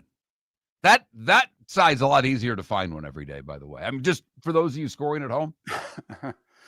Oh my goodness. That's awful. Yes, it is. Wow. I like the ingenuity. That's yeah. I mean, come on. That'd be my argument. I'd be like, oh, come on, let her keep it. That's good. I mean, besides, she's not taunting anyone. No, she went to the infield and sprayed her feet with a fire extinguisher. She didn't even do it on the track where the race was held. She went in the infield. Ah, come on. We got to lighten up a little bit. But, all right. So there we have it. By the way, Coco Gauff won. She was down a set and 4-all in the second, and she won 8 of the last 9 games.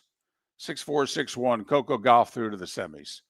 Just taking care of the 7 people interested in the French Open, Mark. And fortunately, the listeners of this show understand that American cheese is not cheese. And after telling everybody that American cheese is in the lead, you ran to that Mark Miller, the David Moulton, or Miller_Moulton on X to vote for cheddar, Swiss, or mozzarella, because both cheddar and mozzarella have passed American cheese. We'll give our Stanley Cup preview and predictions next. Southwest Florida's scorching heat is on its way. Stay cool with Air Advantage. As a proud Rheem Pro partner, Air Advantage delivers top-notch air conditioning solutions to keep you cool and comfortable. Right now, enjoy 18 months, no interest, no payments on qualifying systems. Call 433-4635 today for expert installation and unbeatable comfort all summer long. Online at myairadvantage.com. Air Advantage. Call today, 433-4635. Whether you're chasing peak performance, reigniting intimacy, or simply want to feel your best, Game Day Men's Health creates customized game plans to optimize your health. Call 239-427-3441 for our Bonita Springs and Naples location to set up your free testosterone test and consultation. Mention Miller Moulton Radio Show for 10% off your service. Find your maximum self with Game Day Men's Health, Bonita Springs and Naples, Florida. Call 239-427-3441 today. Mark Miller for Molly Maid. I've been a customer for over a year and cannot say enough good things about their service and communication. If you're a business owner, you can trust Molly Maid to do an exceptional job. Their expert team delivers tailored cleaning for whatever your needs, ensuring a pristine environment for clients and staff. Visit mollymaid.com/FT-Myers or call 239-418-0052. Molly Maid makes my home shine, and it will make your home or business shine too. Mark Miller for Sleep Treatment Direct. They are helping me with sleep apnea. And by helping me, I mean curing me. No more CPAP machine, no more snoring, no more tossing, no more waking up exhausted. Their expert team got me the right treatment fast and hassle-free. If you want to feel energized and get rid of your snoring, call Sleep Treatment Direct today. 444-1741. That's 239-444-1741. Sleep Treatment Direct. Sleep safe and sound. This is Miller and Moulton.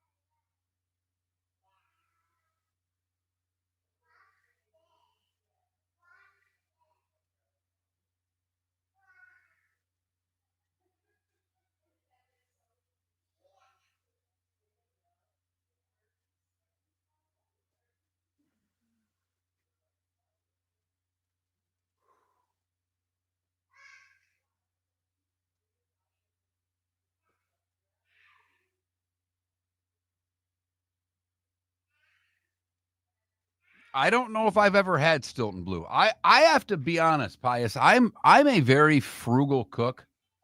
Like I get Gorgonzola at Costco because it's cheaper than anywhere else. I was just looking like I'll go to Oaks when they have a special down in Naples. Oaks special, they had this special blue cheese. It was on sale for like $39 a pound. I'm like, are you high? I ain't buying that.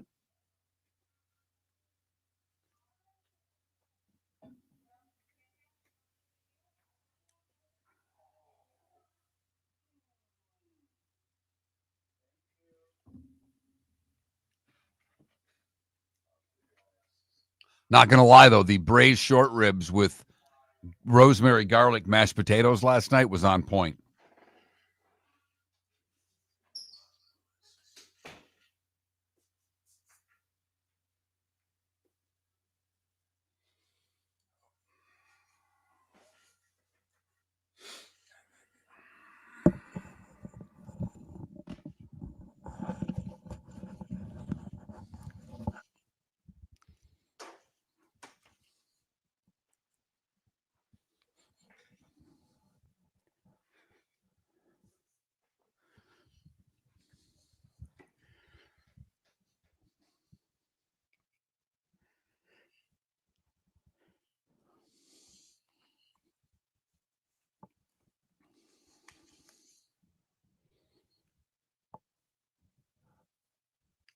I do the same, DC.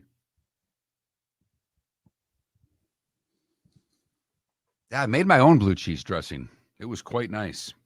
I had wings for lunch and a salad with blue cheese dressing last night and was very happy about it. I'm not being a jerk.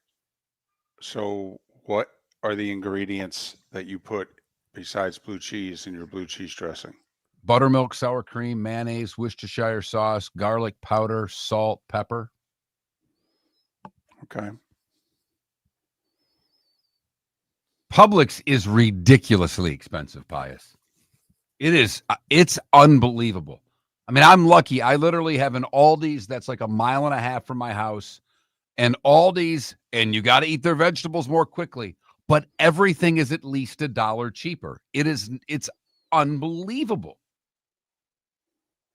I'm with you. Publix has gotten ridiculously expensive. And you're right, everything has, but it's relative.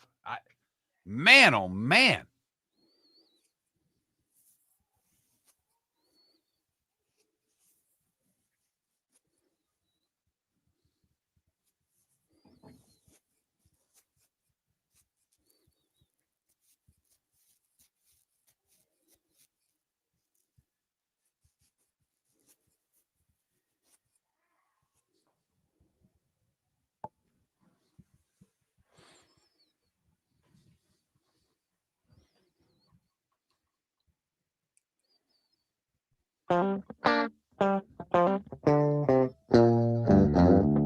You're listening to Miller and Moulton. And now, here's Marc Miller and David Moulton. 22 minutes until Pat Kirwan will join us at the top of the hour. Seth Everett, 1 hour from now. During the bonus hour, Marc Malusis from Channel 11 Television, WFAN Radio in New York will join us to talk about the Knicks. Acting like the Knicks again. After being a responsible, mature franchise for a handful of years, they couldn't take it anymore. They have to go back to, this is Steinbrenner, by the way.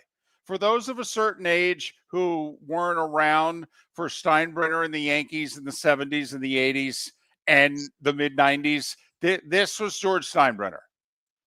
Okay, the difference was he got better players and he won early, so it excused a lot of what he did later.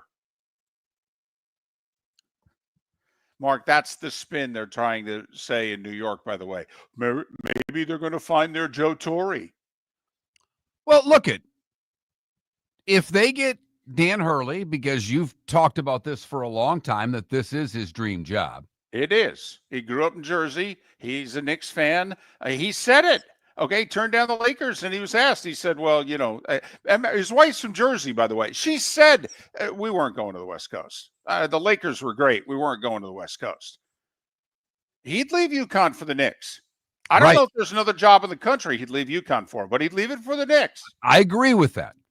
And the other one is, and you and I and our old producer were on one text thing, and when it happened, I actually sent Felipe a text. I figured he was at work. He's not on X all the time, and he's a monster NBA head, hoop head, our former producer. And he was in shock, and he goes, what if they get Jay Wright?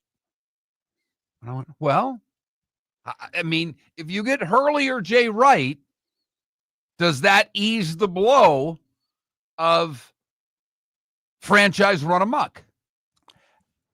College coach in the NBA. How's that worked? I'm just curious. How's that worked? Not always well. Not very often well. Very few times has it worked out. So I think, and I do think if Dan Hurley got the job, and I texted to you, if he coaches the way for 80 games that he does for 35, he will have a heart attack within 2 years.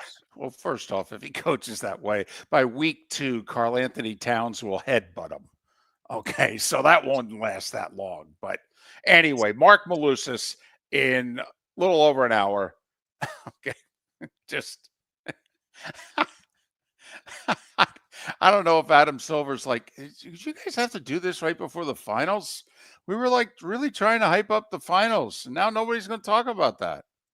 But let's talk about the Stanley Cup final. All right. We know it. They played last year. Goalies are the same.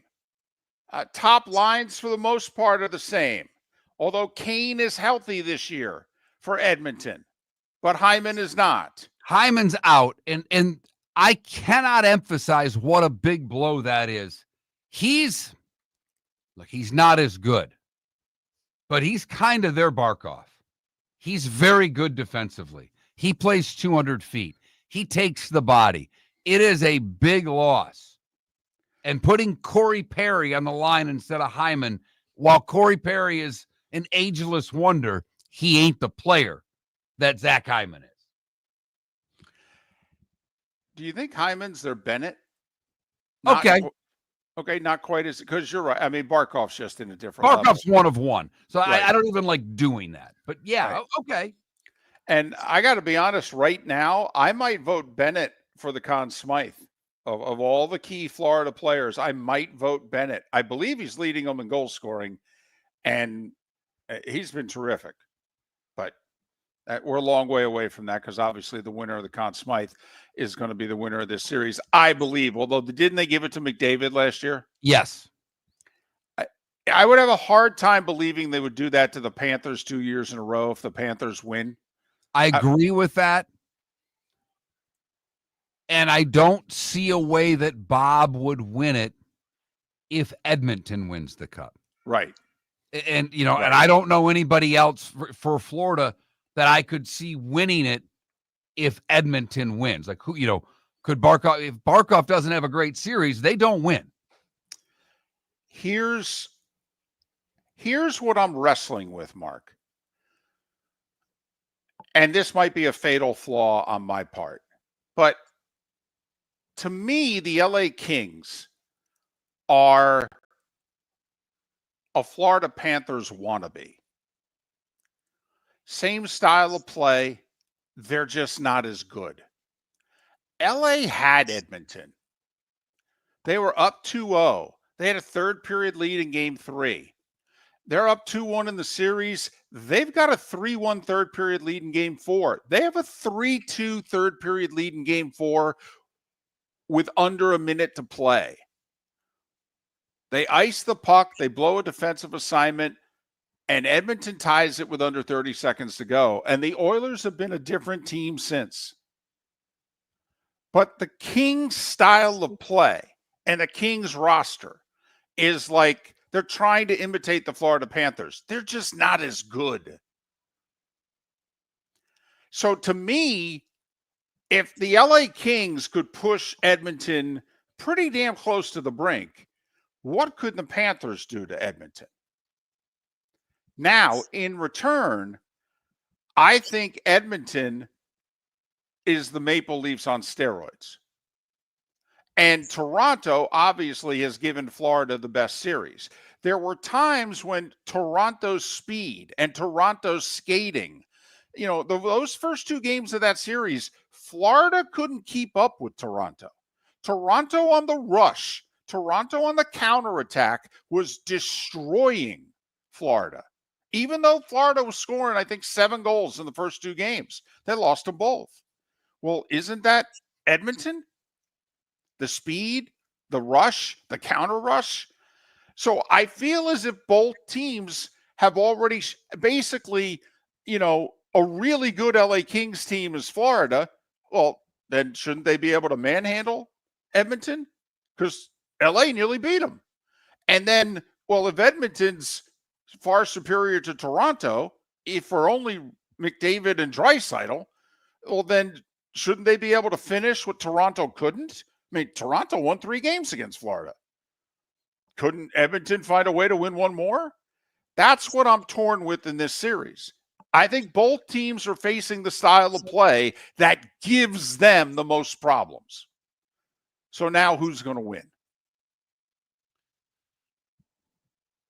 I've talked about special teams a lot, but to your point, David, Edmonton skates the way Carolina and Toronto skate. But they have, obviously, with Draisaitl and McDavid, 2 elite skaters. I don't know if Edmonton's actually as deep as Toronto was. I do think Evander Kane coming back for the postseason has been a huge help for the Oil. And I think the Nugent Hopkins of the world, the Evander Kanes of the world, a defenseman to be named later, they're going to have to find production from guys not named McDavid and Draisaitl if they want to win this series. And I don't know if Edmonton's bottom 6 forwards have the ability to do that against Florida's bottom 6. Brad Marchand's in the bottom 6 of the Florida Panther forwards. Right. He's a third-line player. That seems impossible to most of us. It seems unfair, actually. He'd be on everybody's at worst second line and 10 teams in the league first line.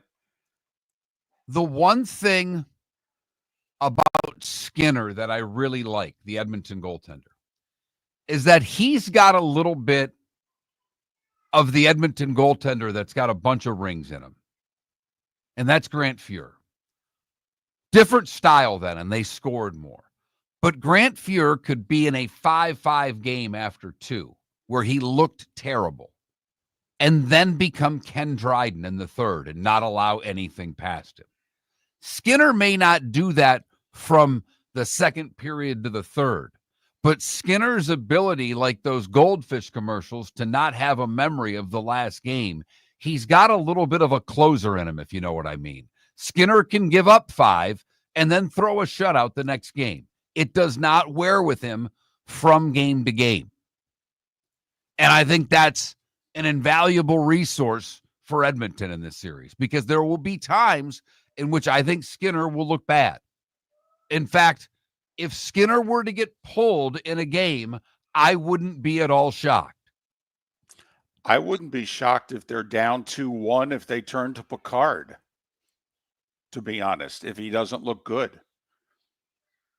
I think he's got about a game and a half leash in him. He can have one bad game, but he can't have a second, because the backup goalie's 6-0. I am so torn in this series, because I do think top to bottom roster wise, particularly when you add the goaltender to the equation, that I think the Florida Panthers are the better team. I'm going with the superstar. Edmonton in 7. You know how Pat Kirwan, when he makes picks, he says, I can never bet against Mahomes? And so every time it was, Chiefs Ravens in the AFC title game, he said, "Yeah, I can't bet against Mahomes." Even though he would lay out the game and, the Ravens had all these advantages. He's like, "Yeah, I can't pick against Mahomes." Last year, up until the Super Bowl, he picked the Chiefs in the Super Bowl too, but he just, guys, can't do it. Can't do it. And in hockey, Mark, it's really difficult to bet against the team that's got the better goalie. I mean, very rarely in an even series does the team with the better goalie lose. And Mark, while I'm with you, I think Canada's due. I think the Oilers are different. Okay. They've been very matter of fact all year, very businesslike. The proverbial mission.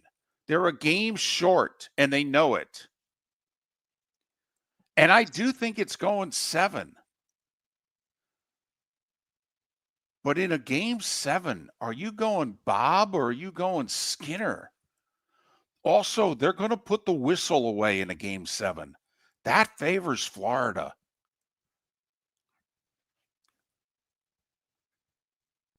Give me the Panthers in 7. Hey, if one of us is right here, we both win because we predicted it to go 7. And that would be terrific. I'll tell you what. I believe Edmonton's going to get the whistles in this series.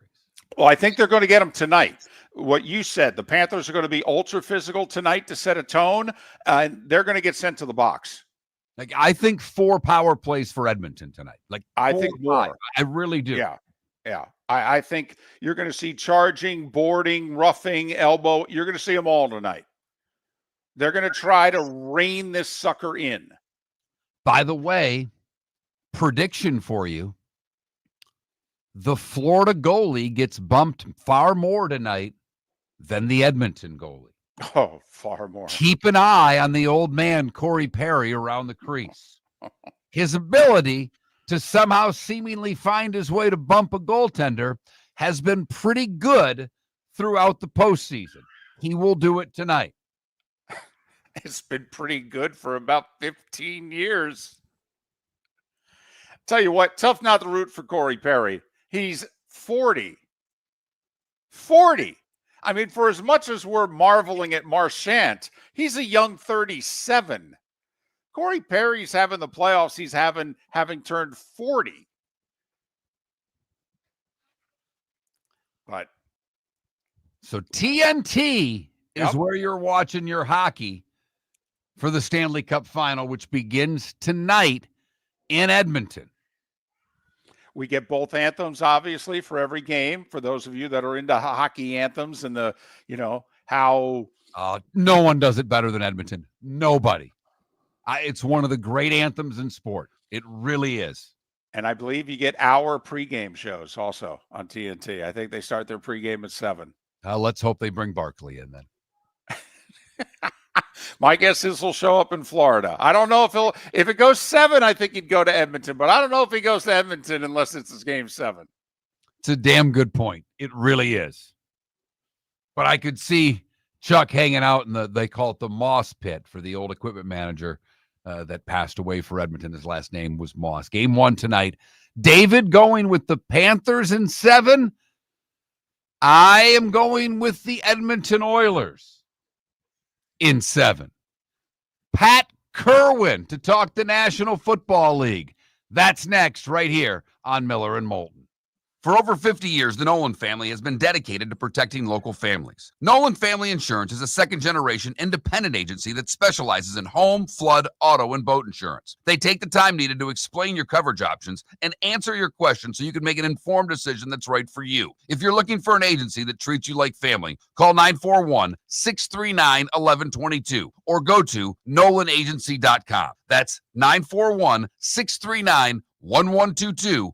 or NolanAgency.com. With summer approaching, time to take care of your own house. So stop into the Floor Meisters and see their huge in-stock selection of carpet. The Floor Meisters has 100 rolls to choose from, starting at $2.99 a square foot for carpet, pad, and installation. Come in and ask for Dave and have him show you the Dream Weaver Select. Many styles and colors to choose from to fit everyone's taste. Floor Meisters, 6281 Naples Boulevard in Naples, right next to Costco, or go to the web, floormeisters.com. American Paint Supplies, celebrating 30 years in Naples, is proud to be the exclusive Farrow & Ball dealer in Southwest Florida. The best thing to come from the UK since the Beatles, Farrow & Ball has the colors and paints at American Paint Supplies. See why all the designers and painters choose Farrow & Ball. For 30 years, American Paint Supplies provides the perfect pairing of service and expertise on 6100 Shirley Street in Naples off of Pine Ridge, or online at AmericanPaintSupplies.net. American Paint Supplies is your one-stop shop for all your coating needs. Wine glasses never fall over until you get a brand new rug.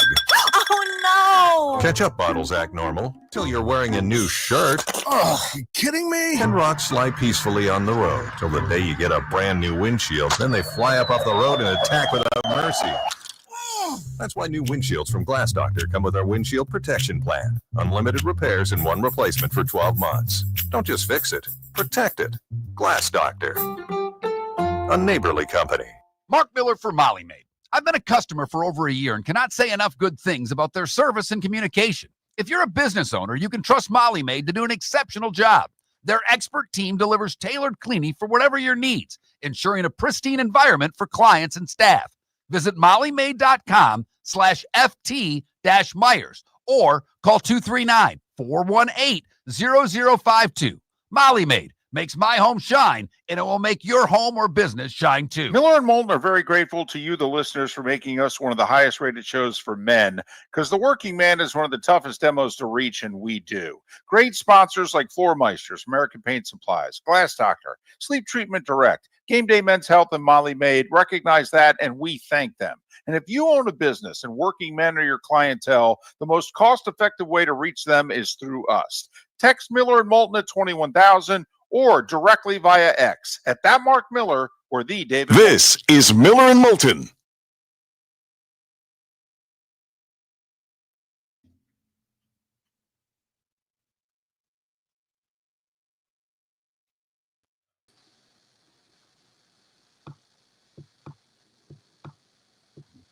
Good morning, Pat. Good morning. How are you, Mark? I'm doing well. How about yourself? Good. You're gonna love this. I got 18 holes in this morning. It's 5 to 8. You've played 8. What time does it get light? 5:20.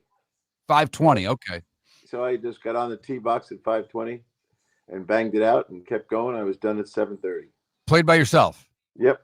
That's awesome. There's nobody around at 5:20. Do you grab a cart or do you just walk? Yeah, I have a cart. No, it hits too many hills here. Okay. We're on the side of a mountain. So no, I got a cart and just bang it That's out. awesome. Yep, it was fun. So I feel like I'm so far ahead for the day. I can Right. I just enjoy myself now. Yep, it was. The sun came up really early, and I knew it. Yesterday I was driving up here, and I realized at 5:15 you can tee off and see the ball. So I got my ass down there, and nobody was here. It was great. Awesome. A guy was coming in when I was leaving, and he thought he was the first guy in the course. He goes, "You want to play together?" I go, "I'm done." I was so happy saying that to him. Yep. And that's the other thing. 2 hours for 18 holes by yourself. Like, I can't stand rounds that are 4 and 5 hours. Yeah, anything like once it gets close to 4, I'm with you, and it's funny. There are certain guys that I play with that you just know going into they're slow, and it's like, oh no, I know. And nothing's worse than being behind a foursome of ladies or slow players, and now you're sitting at the tee box in your cart waiting for them to clear the fairway. Although that's another thing. I usually go in. I go, "That's screw it. See you guys." I go, "Take it easy."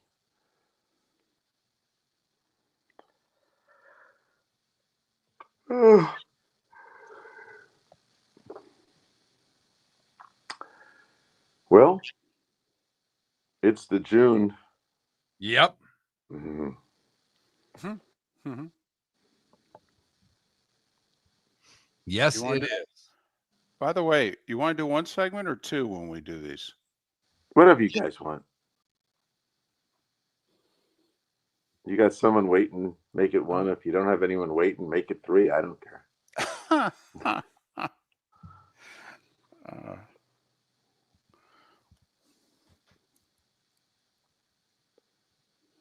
Mark, some guy offered me the Dallas Cowboy GM job yesterday. I got 9 grandkids. I'm not going anywhere. I like watching them play things more than helping football teams. Mike Lombardi, I think he's getting himself in a little trouble with the old Belichick boss. Michael. Meaning Jordan? Yeah.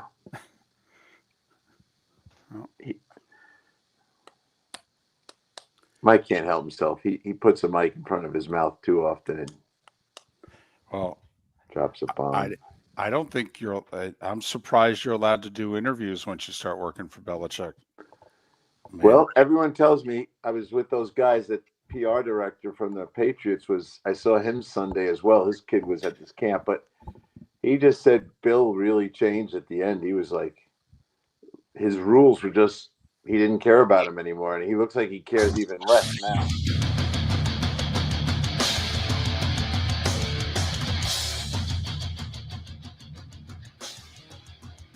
You're listening to Miller and Moulton, coming at you from the Floor Meister Studios. Floor Meisters, keeping it real.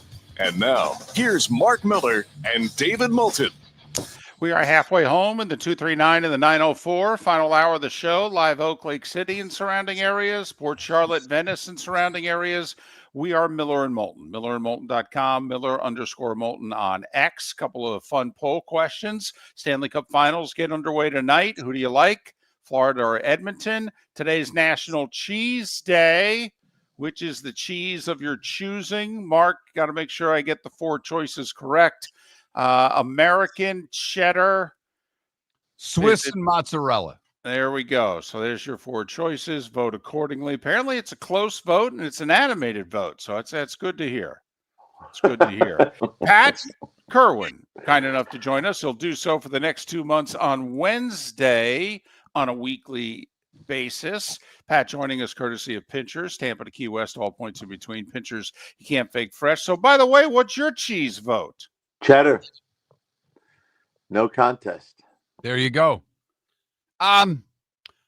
Lots going on. Well, not a lot going on in the NFL right now, but things going on. Detroit had big news. Frank Ragnow retires.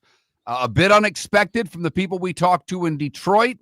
How much does this affect that offensive line, in your opinion, Pat? It was either the best or the second best line by most people's consideration. Obviously, when you lose an all-pro center, that has to change. Yeah, and not to remind everyone, but they also lost Zeitler in the offseason. And it would be nice if you're going to land up, which I hope they don't, land up with a rookie center. You would have loved to have Zeitler next to him, helping him get through this thing. But now, so Zeitler's gone, and now Frank is gone. My opinion, I would be putting Glasgow at center and let the rookie from Georgia play the position he played in college, guard. But they may not do it, but I would do that to start it off. And I just think that we talked to Lomas Brown yesterday, and he kind of agreed with me on that one. Or go get a veteran center, not necessarily a starter, but someone that can mentor the guy. There's a couple out there, Feeney and those guys, that you just get one of a veteran guy. And I think that would be important to do. Now, no one's ever going to replace Frank. Frank was the strongest center in football. And if you asked me Frank or Kelsey, I would have taken Frank.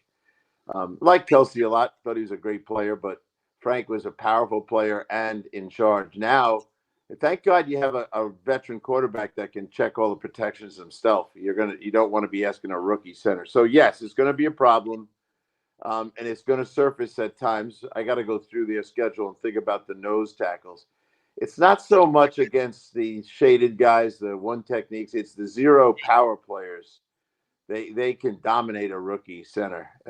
Just always remember, listeners, there's a split second when the ball's being snapped and he's got one arm up and the other arm is underneath his crotch handing the ball. And that's exactly when these nose tackles can overpower these guys. So I think that kind of stuff is important to remember. So, yeah, it's going to be a factor for sure. I think it's one of the worst losses this year.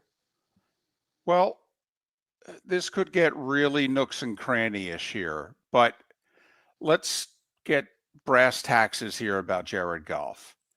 He's been regarded, rightfully or not, he's been regarded as a guy, listen, just go and run the plays we call. Just do what we're told. McVay, he had success with the Rams. He was given the play. He wasn't audibleizing much. And after 5 years, McVay lost confidence in him and thought, hey, I can't win the final game of the year with him. He gets sent to Detroit. He's told, hey, don't try to do too much. Okay, just run the offense. Don't think. Just run the offense. Well, Ben Johnson was given all the credit for their success, not Jared Goff at the line of scrimmage. This is year 10 for Jared Goff. Can Jared Goff be that quarterback that's dominating at the line of scrimmage that you see, the way Peyton was, Brady, Rodgers, in which you knew they were doing the protections? We've never been led to believe that Jared Goff did the protections. We were always led to believe that the centers he played for did them. Do you think Goff, can either step up and do what he's never been asked to do, or do you think Goff's gotten a rap and he actually has been doing this for a while? Well, let's start with the answer to this question. Who's the best quarterback in the division? Well, it's Jared Goff. Yeah. So by a wide margin, by the way, right. Until proven otherwise. Right. So, and he's got a good team around him minus the center guard situation right now. They have a nice defense. They have tremendous skilled players. And I think that they'll be able to survive and win the division. Do I think they're going to go far? I don't know yet. We'll see how the injuries. Last year, that defense got all beat up. So if the defense is intact, then they better go sign another pass rusher to complement Aiden. But I think that Goff is better than you think. And I think Goff has more command of this offense than people think. So to me, it's Goff will be good enough to do this, and we'll go from there. But if you rank Goff for me, now let's move to the conference. If you rank Goff as a quarterback in the NFC, where would you put him? Top 3? Probably. Yeah. Probably top 3. Yep. So if you're the best in your division, you're top 3 in your conference, barring it, and you got really, really good weapons. The tight end, the 2 wide receivers, the 2-headed monster in the backfield. And I think he controls the offense more than people think. And now's the time for him. And he probably can't wait to have someone say, go out there and take control of this thing. He knows he's a very smart guy and very under control. So his moment is here, and I think he's going to flourish. How concerned should you be if you're a Houston Texans fan? CJ Stroud not throwing it all in these OTAs. They're acting like it's not a big deal. It is June, Pat. How worried, if at all, should a Texans fan be right now? I wouldn't be worried about that. There's no reason for him to be throwing right now. And if he's sore and tired, don't throw. We're probably going to talk about Rodgers before this is over. And what do we think about Rodgers? I don't care if he's there now or not. So to me, the CJ Stroud thing is caution is really way more important than reps. He's taken an awful lot of reps in 2 years. In fact, he took all the reps for 2 years. Can I ask a question, though? Why is his shoulder sore? I mean, that they got knocked out in mid-January. How can a quarterback, this is where you start to wonder, is there an injury here that they hid? Did they think it would heal on its own and avoid surgery and it's not quite healing? Yeah, Pat, it's been what, 4.5 months? We're coming up on 5 months since he last theoretically threw a football. Why is his shoulder sore? Well, there's no such thing as theoretically not throwing a football. The guy like him, I guarantee he's had his receivers with him. He's young and ambitious. He didn't play great last year. I bet you he's had a lot of workouts, and I bet he's thrown way too many footballs, trying to be a better player than he was last year. I know I interviewed him after the season. He was frustrated by it. It wasn't all his fault, and he certainly took more blame than he should have taken. The line was a disaster. They fired the coordinator. He could have easily overthrown his arm over the last 2 months. I bet you he's been out throwing or had the guys meet him in Texas or wherever they wanted to meet and chuck the ball all over the place. So, yeah, to me, he's probably one of the overworker types. Okay. You know, we talked last week, Pat, June 1's come and gone. It makes it easier for teams to trade players now after June 1st because of how it hits the cap. But one of the guys that's been out there is Pitts from Atlanta. Will he get dealt, and what's he worth? They don't have anything behind him, so let's start with that. If you walk away from him, and I think they didn't give him the option for the 5th year, so we already know what they think. But if they had someone behind him, like another draft pick or a big veteran in free agency, I would have said, yeah, they're going to move him, but they didn't do anything. They're not very good behind him, so I think they're going to try to play with him. I don't think they'd get enough to justify moving him. He's relatively cheap. If he has a great year like his rookie season, they'll land putting a franchise tag on him. Typically, the tight end franchise tag is relatively cheap, either the cheapest or second cheapest. So, to me, that's what they're going to do. And if he has a very, very good year, maybe they tag him and trade him. But I think if I've looked at their depth, it's not very good. So I don't think they can afford to let him go. And I also think that the rookie quarterback, which is what Penix is to me, he doesn't have enough reps yet to be called a veteran. He needs him. Maybe he can inspire the guy to be a better player. David Archer, he brought it up as a question, not a statement, does he love football? You know, I know guys that have been around him that don't think he's like obsessed with football. And he's either going to have to get on board with that kind of thinking, or he's just going to be mediocre and be perceived as a bust. To make the Kyle Pitts situation worse, these are the next 9 players who were drafted after Kyle Pitts in the first round of the 2021 draft. Jamar Chase, Jalen. Oh no, it gets better. Jalen Waddle, Penei Sewell, J.C. Horn, the cornerback from South Carolina, who was a good player, but he can't stay healthy. Pat Surtain, maybe the best corner in the league. Devontae Smith. Now, the Bears took Justin Fields. The Cowboys took Micah Parsons, and the Chargers took Rashawn Slater. Yeah. Right. Yeah. After Kyle Pitts. I mean, 7 of those 9. J.C. Horn can't stay healthy, and Fields obviously a quarterback. But those other 7 are all Pro Bowlers. Yeah. And those 7 either got the option year or they got a long contract extension. So it's kind of a shame for Atlanta, but people don't generally like to take too many tight ends in the first round. We took 2 this year. We'll see how they pan out. But I'll bet you, let me just ask David this one. David, did you have stronger feelings about Kyle Pitts or the 2 that were drafted this year? If they were all coming out, I have a feeling you still would have taken Pitts over Warren and Loveland. Yeah, I watched Kyle Trask and Kyle Pitts beat Georgia by themselves.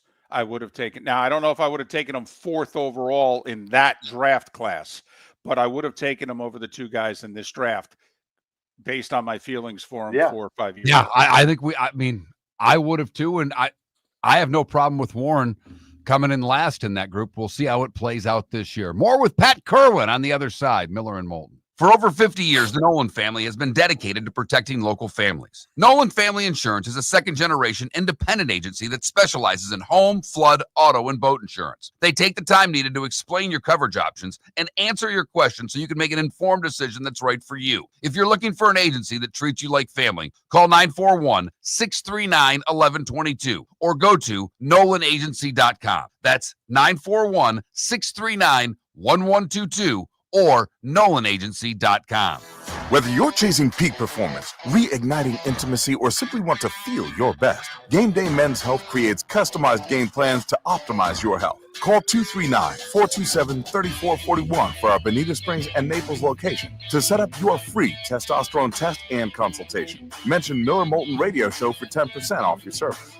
Find your maximum self with Game Day Men's Health, Bonita Springs and Naples, Florida. Call 239-427-3441 today. American Paint Supplies, for nearly 30 years, is your one-stop shop for all your coating needs. If you are a designer, a contractor, a professional painter, or a weekend warrior, American Paint Supplies is the place where experts go to get expert solutions. At 6100 Shirley Street in Naples off of Pine Ridge, American Paint Supplies delivers the best solutions with the best products with the best support. Meet Gene and his team today at American Paint Supplies. Call 239-566-2700. That's 566-2700 or online at AmericanPaintSupplies.net. Summer approaching, time to take care of your own house. So stop into the Floor Meisters and see their huge in-stock selection of carpet. The Floor Meisters has 100 rolls to choose from, starting at $2.99 a square foot for carpet, pad, and installation. Come in and ask for Dave and have him show you the Dream Weaver Select. Many styles and colors to choose from to fit everyone's taste. Floor Meisters, 6281 Naples Boulevard in Naples,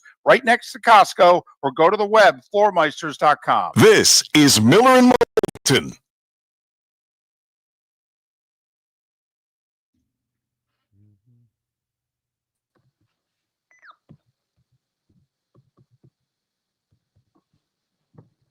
All right, boys.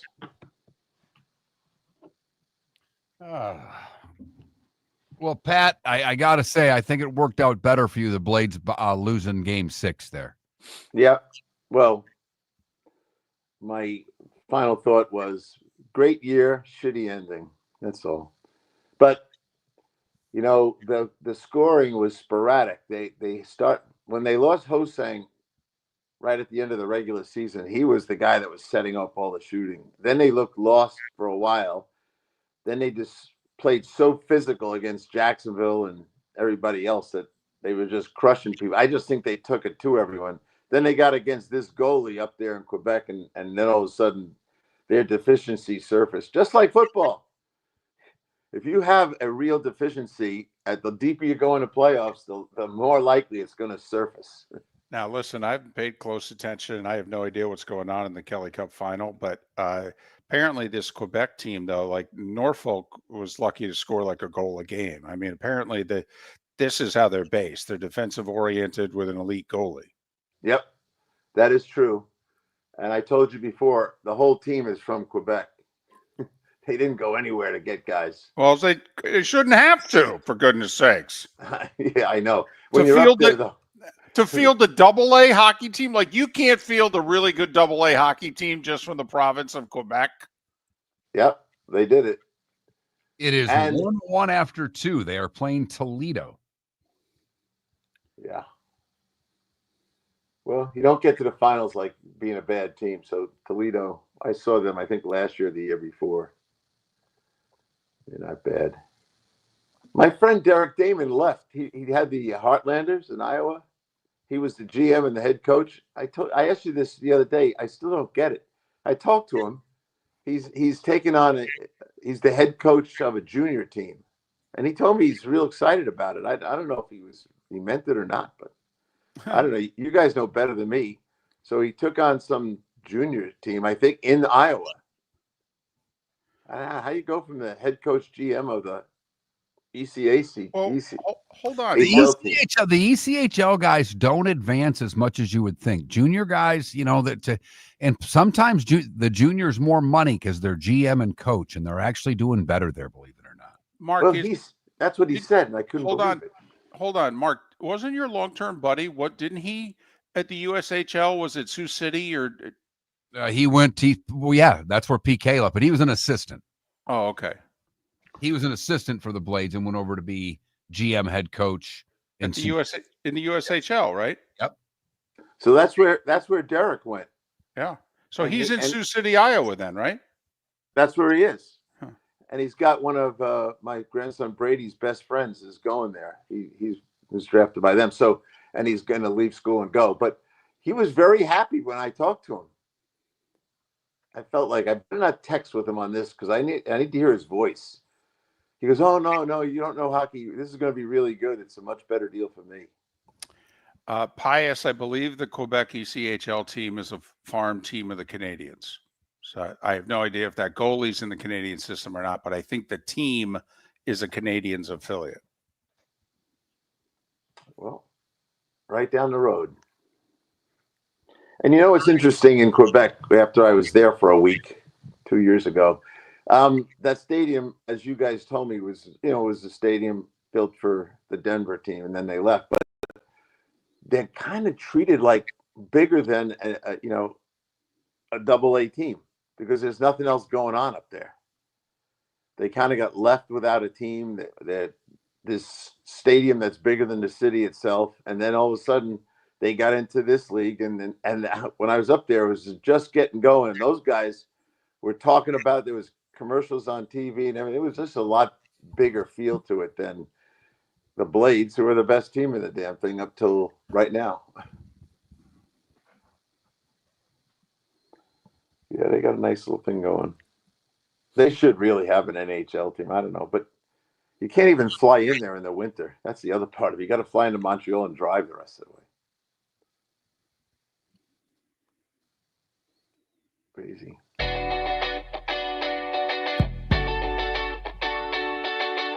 You're listening to Miller and Moulton. And now, here's Marc Miller and David Moulton. 21 minutes past the hour, remaining moments with Pat Kirwan. Seth Everett will make his weekly appearance coming up in a little more than 15 minutes' time. Marc Malusis, TV and radio in New York, to talk about the Knicks firing Tom Thibodeau. Pat Kirwan joins us courtesy of Pinchers, Tampa to Key West, all points in between Pinchers. You can't fake fresh. All our guests join us on the American Paint Supplies hotline, your one-stop shop for all your coating needs. All right, you're Chris Greer. Besides the fact that apparently you want to trade Jonnu Smith, which I can't get over, what is a 30-year-old tight end entering the final year of his contract, coming off the best year of his career? What is fair compensation for the Dolphins to ask for and get? First off, I want a player because I already said they don't have anybody. It's kind of weak behind them. So I'm looking at that big rookie. If it's Pittsburgh, and he's not a rookie now, but I'd be looking at their tight end. And if they didn't want to do something like that, which they should say no to that. But that's what I would be asking for, Darnell Washington. And then we could have a theoretical discussion about go get younger, potential. Most of us think that they underused them. Now, if you got something like that, I'd do it. If you can't get a player, I don't know that I would do it at all, because the tight end population on the street is like Mercedes Lewis and two or three other guys, first year. So I don't think your answer is in free agencies, and you don't have anyone on your roster. I don't think I'd do it at all. But what are they really telling us? This is our conversation, the three of us, every time we talk about the Dolphins. What are they telling us about Ramsey and Jonnu Smith? What are they doing?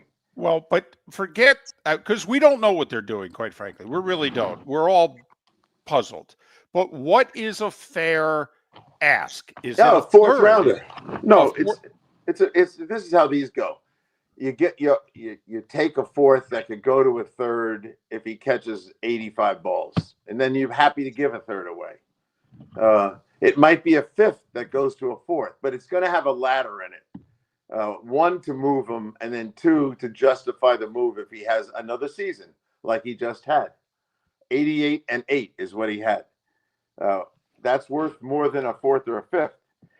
But last year of his contract, you could still tag him. I don't believe he's ever been tagged. So Yeah, I think that's what it would be. And I'll tell you what, if that's what comes across the wire to them as the best offer, that's another reason I'm not doing it. That is just not worth it with the head coach and the GM. And I want to know this.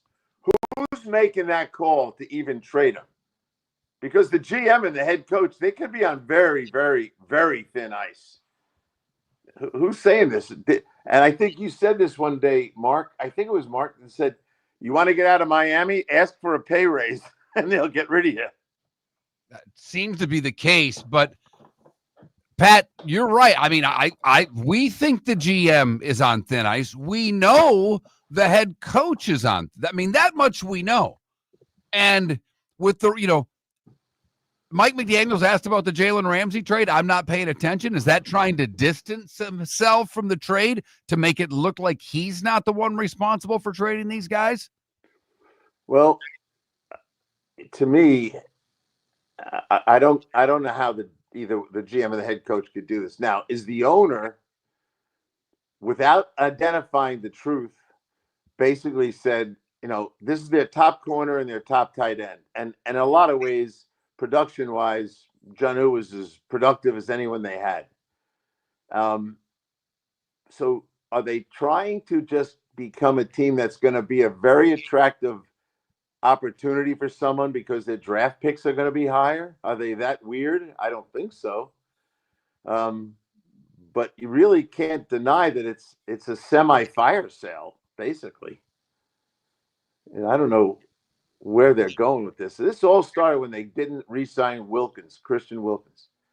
And after that, this thing's been going the wrong direction. So I wouldn't – Ramsey, I get. Ramsey's basically calling out the head coach now. You can feel the subtle disdain he has for his boss. And he'll deny that because he never says it. But if you really listen to how he talks and others, that friction's been there for a while. And I think veterans like Ramsey look around and say, you know what? I'm now convinced we can't win here. So let me be painful to everybody until they move me. That's what it feels like. Should the Cowboys be concerned that Trayvon Diggs is not working out in Dallas? He's rehabbing in Miami. He hasn't shown up for any team activities. He clearly is not going to meet the bonus clause in his contract. He's got to be there for over 80% of everything to get $500,000. Okay. So, I mean, he's going to lose salary over this. The thought is he's not even going to show up for mandatory minicamp next week, and that'll be another fine. I mean, don't you start getting concerned if you're Dallas? You should be concerned, but his last name is Diggs. So that's a hint. You never know with the Diggs boys what they're going to do. Yeah, self-destructive behavior. I had guys that forfeited off-season bonuses. I never understood it. I saw one of them at the combine. I said, you still make me mad that you didn't show up for your off-season bonuses. And he goes, I know. I was a young, dumb player. Johnny Mitchell, living in Brazil, up here covering the combine for some Brazil sports. I think it's an ESPN affiliate. And he said, you're right. You used to yell at me all the time, and I wish I had the money. But nothing surprises me when guys act unprofessional. There's just too many of those types, and they land up fading away, and he might fade away too. Matt LaFleur went to bat for his quarterback when asked about regression from Jordan Love, as he obviously would. But you look at Love this year, when we started with Jared Goff being the best quarterback in the division, Love might be able to catch him this year. Who's the quarterback that you look at to perhaps have a breakout year this year, Pat? Oh, that's a great question. Breakout year. So by definition, that means he wasn't good last year, or maybe in that middle third part of the quarterbacks, if you know what I mean, and jumps into the top third. Well, I like to think Drake May might be a guy that's going to take the next step up. I'm fascinated by him. I liked him coming out. And I think he's had enough experience, and I like that Mike is the coach now. I give a vote to him that I think he's going to be, and that's a pretty deep reach for him to do that. I wouldn't put McCarthy in there. Just thinking out. Oh, Liam Cohen might get Trevor. I was going to say, doesn't it? The answer have to be Trevor Lawrence. If it's seriously. not, Trevor Lawrence is in big trouble. And I know he's getting paid and all that stuff. But if it's not Trevor Lawrence, then what do you do with Trevor Lawrence? You decided that you made a huge mistake and it fizzles out in a year or two. So, yeah, I guess that's the one we hope or we think it should.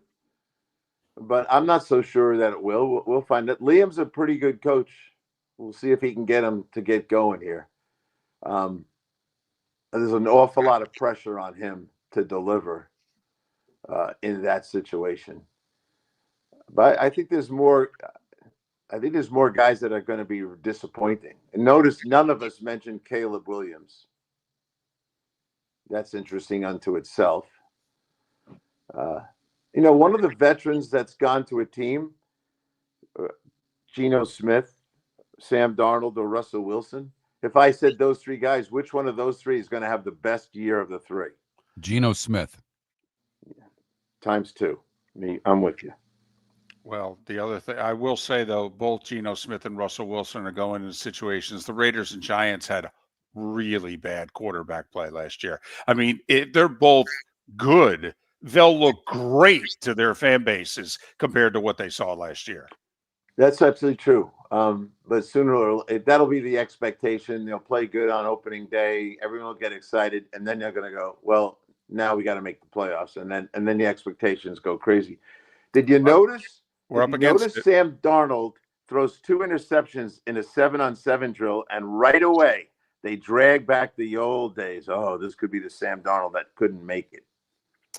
He's Pat Kirwan. In June and July, he'll join us weekly on Wednesdays here on Miller and Moulton. Southwest Florida's scorching heat is on its way. Stay cool with Air Advantage. As a proud Ream Pro partner, Air Advantage delivers top-notch air conditioning solutions to keep you cool and comfortable. Right now, enjoy 18 months, no interest, no payments on qualifying systems. Call 433-4635 today for expert installation and unbeatable comfort all summer long. Online at myairadvantage.com. Air Advantage. Call today, 433-4635. American Paint Supplies, for nearly 30 years, is your one-stop shop for all your coating needs. If you are a designer, a contractor, a professional painter, or a weekend warrior, American Paint Supplies is the place where experts go to get expert solutions. At 6100 Shirley Street in Naples off of Pine Ridge, American Paint Supplies delivers the best solutions with the best products with the best support. Meet Gene and his team today at American Paint Supplies. Call 239-566-2700. That's 566-2700 or online at AmericanPaintSupplies.net. With summer approaching, time to take care of your own house. So stop into the Floor Meisters and see their huge in-stock selection of carpet. The Floor Meisters has 100 rolls to choose from, starting at $2.99 a square foot for carpet, pad, and installation. Come in and ask for Dave and have him show you the Dream Weaver Select. Many styles and colors to choose from to fit everyone's taste. Floor Meisters, 6281 Naples Boulevard in Naples, right next to Costco, or go to the web, floormeisters.com. Marc Miller for Sleep Treatment Direct. They are helping me with sleep apnea. And by helping me, I mean curing me. No more CPAP machine, no more snoring, no more tossing, no more waking up exhausted. Their expert team got me the right treatment, fast and hassle-free. If you want to feel energized and get rid of your snoring, call Sleep Treatment Direct today. 444-1741. That's 239-444-1741. Sleep Treatment Direct. Sleep safe and This sound. is Miller and Moulton.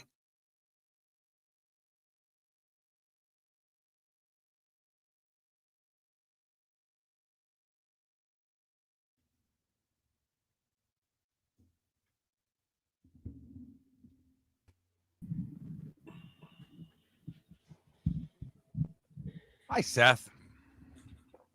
Hi there. How are you? What's going on? I have become old in the last couple of weeks. Oh, I thought you were saying the last couple of steps.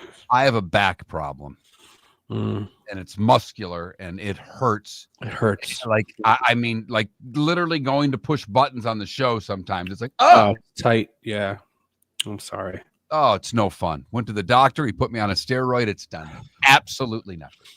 Yeah. Today, I'm renting a U-Haul to go to my former place of residence, and I'm getting garbage and stuff that was my mom's out of a basement. Oh boy, that sounds like fun. My back's going to kill me at the end of today.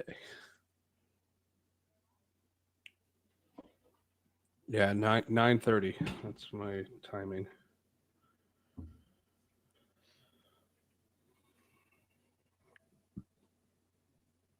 What else is going on? It just sucks getting old, right? Yeah, it does. You don't teach any classes in the summer session, Not in the summer. Not in the summer. But in the fall. In the fall, I am going to be mega busy. Yeah. Yeah. But good busy, hopefully.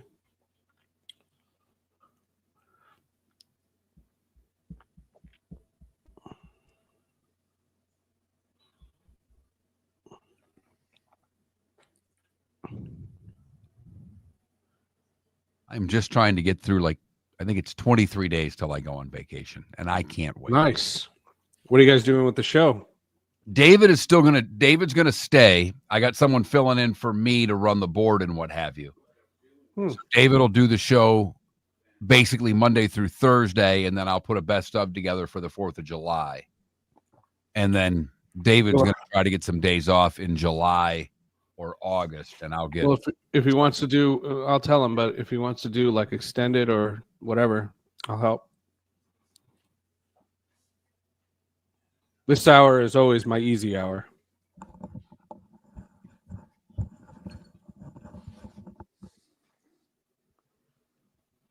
Hi. Hey, man. Hey, man. How's life? Life's good. How's your life? It's complicated, as you Yeah. know. Always is. You know. Always is. Carolina's spending $14 million on their basketball roster. Yeah. It's kind of important to them. I know, but that does seem like a lot. I'm with you. I mean, Marc, if Ohio State spent 20 last year on its football roster, 14 seems excessive for a basketball roster. And seriously, don't they have to get to a Final Four for the season to be even considered successful? Well, I do think they have to at least make the second week. Yes. Need to be a top 4 seed and make the Sweet 16. Absolutely. Did you see, you guys read that guy, John Wilner? No, I do not. He's based out of the San Jose Mercury News, but like a lot of newspapers pick him up, and like the Seattle Times and a bunch of newspapers. Anyway, he covers primarily the Pac-12 and now the Big Ten. And he said that I guess they want to have meetings about Super League, and that Tony Batiti and Brett Yormark, two people I know well, are hesitant. Like they don't want to get the ball rolling because they think that once they start meeting, then the cat's out. The toothpaste out of the tube, and totally, it's a matter of time. He seems to think it's when, not if. Yeah, and Miller and Moulton are of the belief it'll be 2031. Something like that, yeah. It'll be, they're going to do the 6-7 year. You're listening to Miller and Moulton. And now, here's Marc Miller and David Moulton. 22 minutes till the top of the hour. Miller and Moulton, millerandmoulton.com, Miller_Moulton on X. Our 2 poll questions today. So who you picking, Panthers or Oilers? The Stanley Cup final. That's Seth Everett. We'll get to him in a moment. He also may have an opinion because he usually does. Today's National Cheese Day. Which is your cheese of choice? We've got cheddar, American, Swiss, and mozzarella. Right, Marc? That is correct, David. Those are our 4 choices. And please, ladies and gentlemen, I beg of you, have something other than American win, because I don't know if Marc Miller will continue to do poll questions if American wins. Okay. It will bother him so much. So even if that's how you feel, vote for your second choice so that American does not win the poll question. We don't want them to. The David Moulton. Seth, this will bother Marc for a very long time if American cheese wins. Marc It's not cheese. It's not cheese. It's gross. Yeah, it's gross. It's gross. Do you ever read the ingredients of Velveeta? No. Why would you do that? Oh, it's disgusting. Just disgusting. By the way, that's Seth Everett. You know, the 2 great podcasts, Sports with Friends, Hall of Justice. Follow him on X at Seth_Everett. Now go back to disgusting. Go back to discussing. That's what you said. The last thing you said was it's look. disgusting. I voted in your poll, and I voted for mozzarella. But I voted. I want the caveat that says there has to involve a fryer and breading, and marinara sauce. That's how mozzarella should be consumed.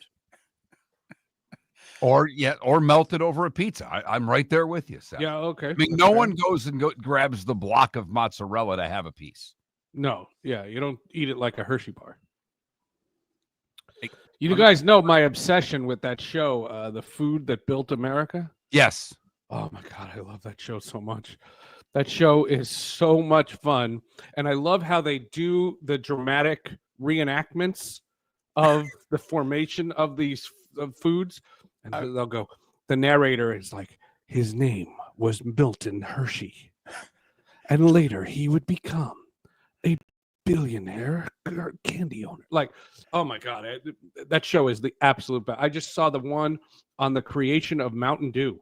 Oh my God, such a great show. Are you really going to put dramatic reenactment in the same sentence as the creation of Mountain Dew? I know no, the best episode, if you're on a streaming service and you can watch this show, and this is a public service to your audience, search out the Benihana episode. Oh my God, it's the greatest television you'll ever see, and you'll never look at Benihana the same. I love this show so much. What are you talking about? They cook it right in front of us. Yeah, the formation of this restaurant, how this restaurant got started. Again, it's the origin stories. It's not what they are. It's not like, hey, Mrs. Fields decided one day to have a cookie. Well, you made it sound like we'll never look at Benihana the same way again. That's like if you knew what was really in the hot dog. By the mob. Oh, well, and who he cares? had to get his waiters to do the little show to attract customers because he needed money so he could keep his kneecaps. Such a great show. Whatever you got to do to keep your kneecaps, Seth. I think that's important. I mean, I think pretty smart guy then. Oh yeah. I mean, Seth, we've been talking, and we talk TV and ratings with you a lot. Sure. And I happened to, I thought it was a pretty funny point, and I don't remember where I read it, but the person just said, are you at people are talking about the small market basketball and what's going on in hockey, and the ratings are going to be bad. And it's like, why do you care unless you're a TV network executive or a sports media person, right? Or an advertiser? It doesn't really matter to you. So do we make too much out of the fact that this is going to be a poorly rated NBA final and a poorly rated Stanley Cup final? No, the only thing that I asked for are great games. And I will watch the hockey one. And if the hockey is a blowout and it's boring, I'll be the first one to acknowledge that. The basketball one, it doesn't appeal to me. Plus, the Thunder nauseate me. So I don't need to see the Thunder celebrate anything. That's just personal for me. But the small market, big market doesn't have anything to do with it. My point is if the Thunder blow out the Pacers in 5 games and 3 of those games are absolute blowouts, then nobody should watch. And if that's the case, then it's the ratings were bad. Not what my point is, if either one of those series becomes a great series with a game 6 where you don't know who's going to win the championship, I don't care if it is Kalamazoo and the creators of Benihana.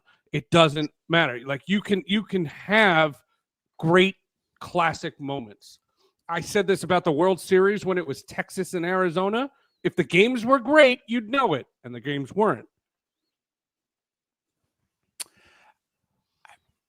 I do think it's more important for the NHL, though. The NBA is beginning their 11-year, $76 billion TV deal next season.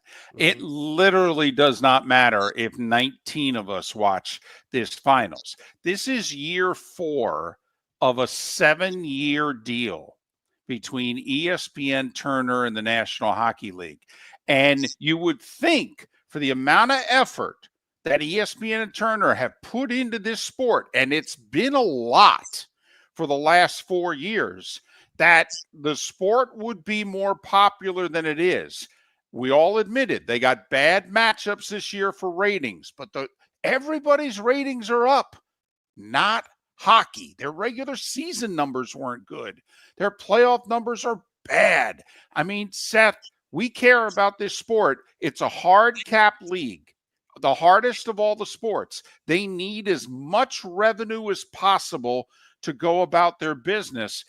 I don't know right now if you're ESPN, if you're Turner, if you're somebody else, are you bullish on the NHL, or are you like, well, the two things that you have to factor in the NHL rating versus the NBA rating is that you have to combine two countries. No, you don't. If you don't have to combine two countries, then you are taking a small market, which Florida Panther market is a small market, it's not a small city, it's a small market, and you are taking a Canadian team. And so if you're doing that, if you're going by that math, that's like, if you want to make the World Series analogy, that's the Colorado Rockies playing the Toronto Blue Jays, right? Yeah, you're taking one of the markets out. You're taking one of the cities out. So you have to factor that. What the NHL folks will say, and I talked to Heidi Browning about this, I talked to Gary Bettman about this. The fact of the matter is that they're a two-country sport, and the reality is they have to compare the numbers because that's what their advertisers look at. Not TNT or ESPN, but the whole hockey audience as a whole. I think this sport needs its best player to win a championship. I think it's long overdue to have a Canadian champion. And I think the Edmonton Oilers represent the best part of that. I will say this, and I have no axe to grind against the Panthers. I'm tired of them, and I want the Oilers to win this thing. And I think all would be right in the universe if Connor McDavid, in what could be his last year as an Oiler, wins the championship. Well, he's got one more year. He's got one more year, but I know the point. You're right. But I actually agree with you on this point, Seth. And I remember saying this to David 15 or so years ago, maybe a little bit longer, when the rematch happened between the Red Wings and the Penguins. And I am a diehard Detroit Red Wing fan. And I said to David flat out, it's far better for hockey for the Pittsburgh Penguins to win this series. And he just looked at me like, what are you talking about? You say that, right. And I'm like, hey, I want my team to win, but I worked in hockey for a long time. I love that sport. I always will. And for the betterment of the game, Seth, I agree with you 100%. I want the Panthers to win because I love their style of play. I love the fact that they play as aggressively as they do. It's the kind of hockey team I would like my team to be. But I'm with you. For the betterment of the sport, the best player has to win a championship. I mean, you look at basketball all the way from, you can go back further, but from when Magic and Bird were drafted into the league, they won championships early. Jordan had to fight through it, won championships. LeBron won championships. Right. Ohtani, right. It was huge for Ohtani. What's the knock on Aaron Judge? He didn't, he made mistakes where? In the World Series. Hockey needs Connor McDavid, not just Edmonton to win, Seth. They need Edmonton to win and Connor McDavid to be great, to be brutally honest. Well, and I want, Canada hasn't won a Stanley Cup since 93. That's my entire career. They have never won the Stanley Cup. I want Canada to win. Their fan bases are bigger. Their franchises are bigger than American City. I mean, we well documented this stuff. I want the Edmonton Oilers to win the championship. I wanted it last year, and I want it this year, and I have nothing. Again, no extra grind against your Panthers, even though there's a Target across the street from the arena.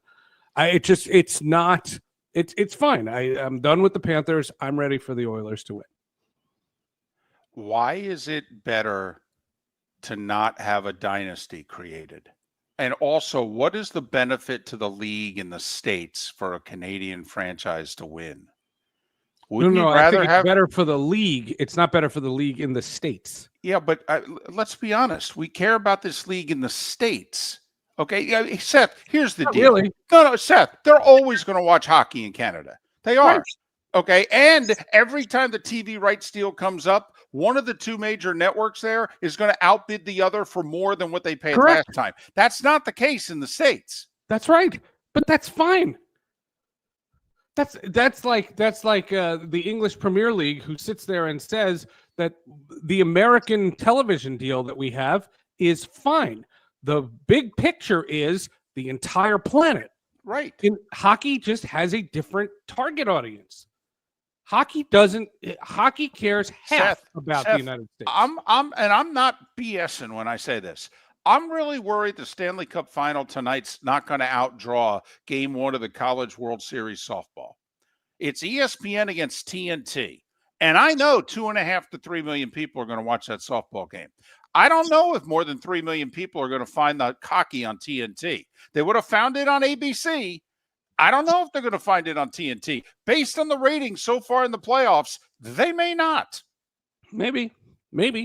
All I know is I'll be watching Max, and it's the app that's getting the new name, and I'll have that game. Are you watching Max or HBO Max? Which one are you watching? Well, right now it's Max. I mean, 10 minutes and a shot of whiskey. I'll come. I was going to say, I think by tomorrow it's going to be HBO Max. Aren't they changing it? They're changing it back. Right. Yeah. So, are you picking Edmonton or just rooting for Edmonton? No, I'm picking Edmonton. I'm all Edmonton. Okay. I might paint my face.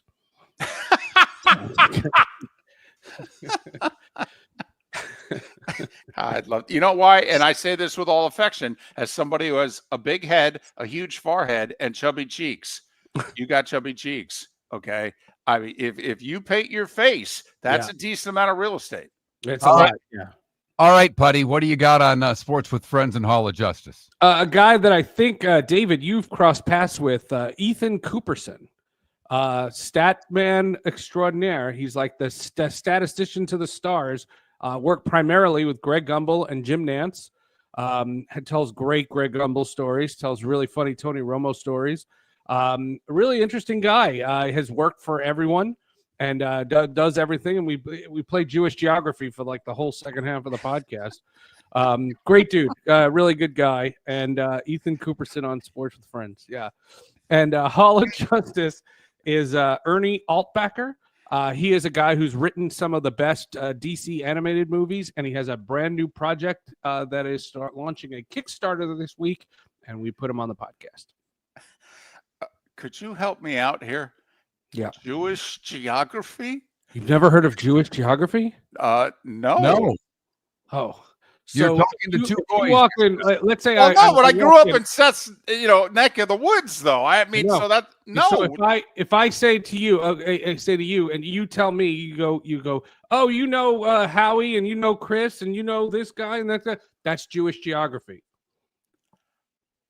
Gotcha. Just because they're all Jewish. How everybody is mutual friends with mutual friends. My whole podcast is based on Jewish geography. In the slogan, it says, every guest is a friend or a friend of a friend. We play Jewish geography. I created that 10 years ago.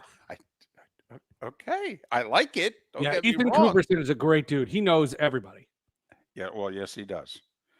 Okay. Maybe one day with Seth, we'll have to play Jewish geography. That's what we can do when Marc goes on vacation. Network, 10:30 Wednesdays. He's Seth Everett, Sports with Friends Hall of Justice. Follow him on X at Seth_Everett, Seth_Everett. Seth, all the best. Thanks for being a good sport. Enjoy the rest of your week. Go Oilers. Seth Everett. Wow. Just being un-American in a lot of people's opinion. Know your audience. Know your audience. Right, down here in Florida, rooting hard for the Edmonton Oilers. Yes, That's why I we am. love them. We have them every week on Miller and Moulton.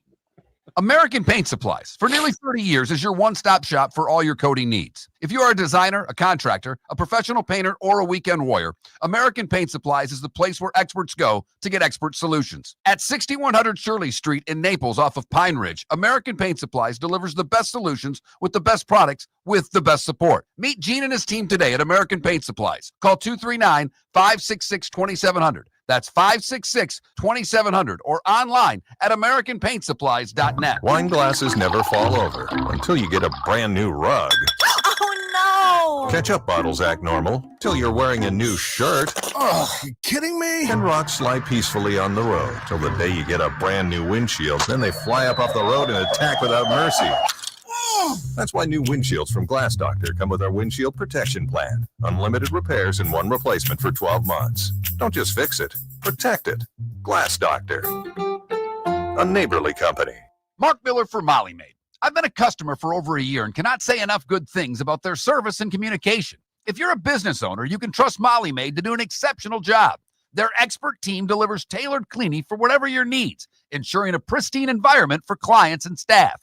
Visit mollymaid.com/FT-Myers or call 239-418-0052. Molly Maid makes my home shine, and it will make your home or business shine too. With summer approaching, time to take care of your own house. So stop into the Floor Meisters and see their huge in-stock selection of carpet. The Floor Meisters has 100 rolls to choose from, starting at $2.99 a square foot for carpet, pad, and installation. Come in and ask for Dave and have him show you the Dream Weaver Select. Many styles and colors to choose from that fit everyone's taste. Floor Meisters, 6281 Naples Boulevard in Naples, right next to Costco, or go to the web, floormeisters.com. Whether you're chasing peak performance, reigniting intimacy, or simply want to feel your best, Game Day Men's Health creates customized game plans to optimize your health. Call 239-427-3441 for our Bonita Springs and Naples location to set up your free testosterone test and consultation. Mention Miller Moulton Radio Show for 10% off your service. Find your maximum self with Game Day Men's Health, Bonita Springs and Naples, Florida. Call 239-427-3441 today. Miller and Moulton are very grateful to you, the listeners, for making us one of the highest rated shows for men, because the working man is one of the toughest demos to reach, and we do. Great sponsors like Floor Meisters, American Paint Supplies, Glass Doctor, Sleep Treatment Direct, Game Day Men's Health, and Molly Maid recognize that, and we thank them. And if you own a business and working men are your clientele, the most cost-effective way to reach them is through us.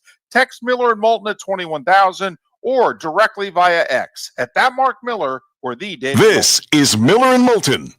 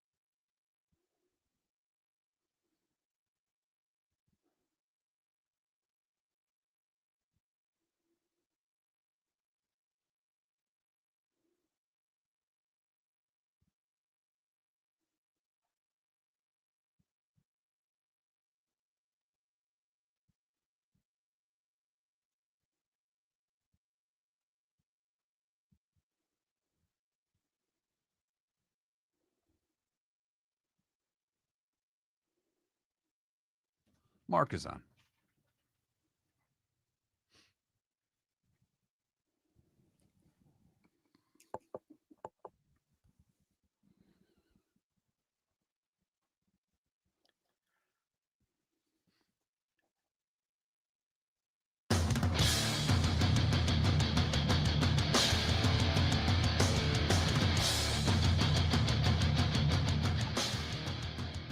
You're listening to Miller and Moulton, coming at you from the Floor Meister Studios. Floor Meisters, keeping it real. And now, here's Marc Miller and David Moulton.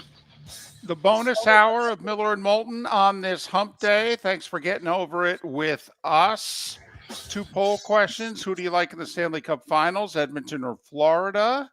And it's National Cheese Day. What cheese is, well, your favorite of the choosing, which is cheddar, which is Swiss, which is mozzarella, And that fake cheese called American. and American. I try not to mention it. It upsets Marc so much. That Marc Miller, the David Moulton, Miller_Moulton on X. Joining us on the American Paint Supplies Hotline, your one-stop shop for all your coating needs, Marc Malusis. He does the sports on Pix 11 in New York weekdays. And then, well, you can hear him on WFAN, whether it be weekday evenings or on the weekends. You can follow Marc on X at Marc with a C, Malusis, Malusis. Marc, it's David and Marc. Thanks for doing this. How are you? What's going on, boys? I'll vote for, even though you guys are in Florida, I'll vote for Edmonton, and then my favorite cheese is cheddar. Okay, good. We'll somehow, some way. I mean, you can go on our site and vote, but we can find a way to illegally, pretend it's Chicago, and one of us will vote twice and include your votes. Listen, you were on FAN Sunday, correct? Yeah. Yes, and I was listening on the app, in which you were getting caller after caller saying that Tibbs needs to be fired, and then this guy needs to be traded because they had lost the night before, and you basically called them all morons, correct? Yeah. Basically. Okay. So how did you react at around 3:00 yesterday when the Knicks fired Tom Thibodeau? Yeah, I think the dysfunction's back, which is really disappointing. I'm not telling you that Tom Thibodeau is the perfect coach. I think you're going to have a hard time replicating what he was able to do here in New York. The whole idea of, trading Karl Anthony Towns for Giannis, Milwaukee would not want any part of that. The Tibbs decision, I think comes from, the top. I don't think this is a Leon Rose decision from what I understand. I think this is more of a James Dolan decision. So you have the star player, who became a star, who became a superstar under the guise and the guidance of the head coach, Tom Thibodeau. You have back-to-back 50-plus win seasons for the first time in 30 years. You go to the conference finals for the first time in a quarter of a century. That's 25 years. And now you decide that the singular focus is trying to win an NBA title, and we're going to go in a different direction because we don't feel that Tom Thibodeau can get us over the top. Be careful. I've seen this, we've seen this before. People bring up Dwayne Casey up in Toronto. Well, yeah, they won a title with Nick Nurse, right? But they also acquired Kawhi Leonard. I think the player had more of an impact on the performance than the coach did, right? How has Chicago responded since they got rid of Tom Thibodeau? How have the Bulls been? They're terrible, right? I mean, they've become – so now you look at a Knicks team where individual players have improved. He can't make up for the defensive miscues, the lack of size when you're looking at Jalen Brunson, the lack of effort when you're looking at Karl Anthony Towns, where he's more focused on his offense and his defense. I think the criticism, to me is outlandish. He's going into he agreed to a 3-year, $30 million contract extension that hasn't kicked in as of yet. They're paying him $30 million to go away. I think this was a misstep by the Knicks. I really do, and I'm curious to see who the coach is that they believe is now going to take this team where it's championship or bust, because now that's what the statement said. They look at this as being basically a roster that can win an NBA title, which it's not. But now it's a case of bringing in a head coach and now can get this team over the top and getting rid of a really good, great basketball coach who's This was the job that he wanted, career job of his dreams. Did an amazing job, playoffs 4 or 5 years, Eastern Conference Finals, and now all of a sudden for a franchise that hasn't won a title since 1973, all of a sudden that's not good enough. We were talking earlier, there's no way you cannot deem this season a success for the Knicks. But I want to talk about something you said that, it sounded like, I hope I got it right, Mark, but that you kind of said Thibodeau made Brunson better. And Brunson's, a guy that's not a good defensive player. We think of Tibbs as a defensive guy. How did Tibbs, in your estimation, make Brunson a better player? Well, look at what Brunson was with Dallas, and look at what he is with the Knicks. I mean, look at people who ripped the Knicks for giving the $114 million contract they initially got when he left the Dallas Mavericks, and people were saying he's not that kind of a player. And then look at what Jalen Brunson is as a player with the New York Knicks. Like, that doesn't just happen because of the player. That also happens because of the coach as well. Like, it's a player-driven league for sure, but you need the coach to get the best out of those players too, and have an understanding to go about doing it. But, so like you look at, there's limitations to Jalen Brunson. Like, he's 6'2", if that. Like, he's not all of a sudden going to grow 4 or 5 inches. He's now all of a sudden going to become a 6'5", 6'6" guard. So there's limitations to what Jalen Brunson can do defensively. Karl Anthony Towns is more about effort than anything else, but, you don't think Tibbs is instilling that into him as well. So this isn't your prototypical Tom Thibodeau type of team. He leans more defense. That's what he grew up with. That's where he made his hay as an assistant coach in the NBA. He was on Doc's staff up in Boston with the Celtics when they won that championship with Kevin Garnett and company. So, and was an assistant here in New York with the Knicks before. So you've seen this. I mean, just look at how players have improved under Tom Thibodeau. Everyone wants to complain about minutes police. Did the Knicks all of a sudden wear down? Or did they get hurt? I mean, outside of Karl Anthony Towns banging knees with a player in the Pacers series, outside of that, did anyone go down with a hamstring injury or a groin issue or any kind of an injury to where you can blame the wear and tear? But people want to look at the fact that load management has overtaken the NBA. That's all. I think they fired a really good coach, that was great for this organization. And as a lifelong Knicks fan that went through the 20 previous years where they were an absolute laughingstock in the NBA, and he brought this team back to relevancy. And now it's a case of, you look at this group and say, well, we were expecting to win the NBA title. Well, let's be honest, you weren't good enough. I mean, that's it. And you lost a winnable series in the Eastern Conference Finals against the Indiana Pacers. I get everyone's going to look back in game one. And the coach is to blame, the players are to blame, missing free throws late, everyone's to blame. But that now all of a sudden is going to cost his job. The real depressing aspect of it is that if you really believe, and I do, that this came from ownership, that he did this call that Thibodeau needed to be out, then we're going back to the days of dysfunction within the building, and not the solid leadership that the perception was is that Leon Rose had cleaned up all of that mess. Well, that mess is now back in business. There were pretty loud whispers even early in the playoffs. Like when Detroit won game 2, there was talk, will Tibbs survive this? And throughout, just throughout the playoffs, there was a lot of noise in the system.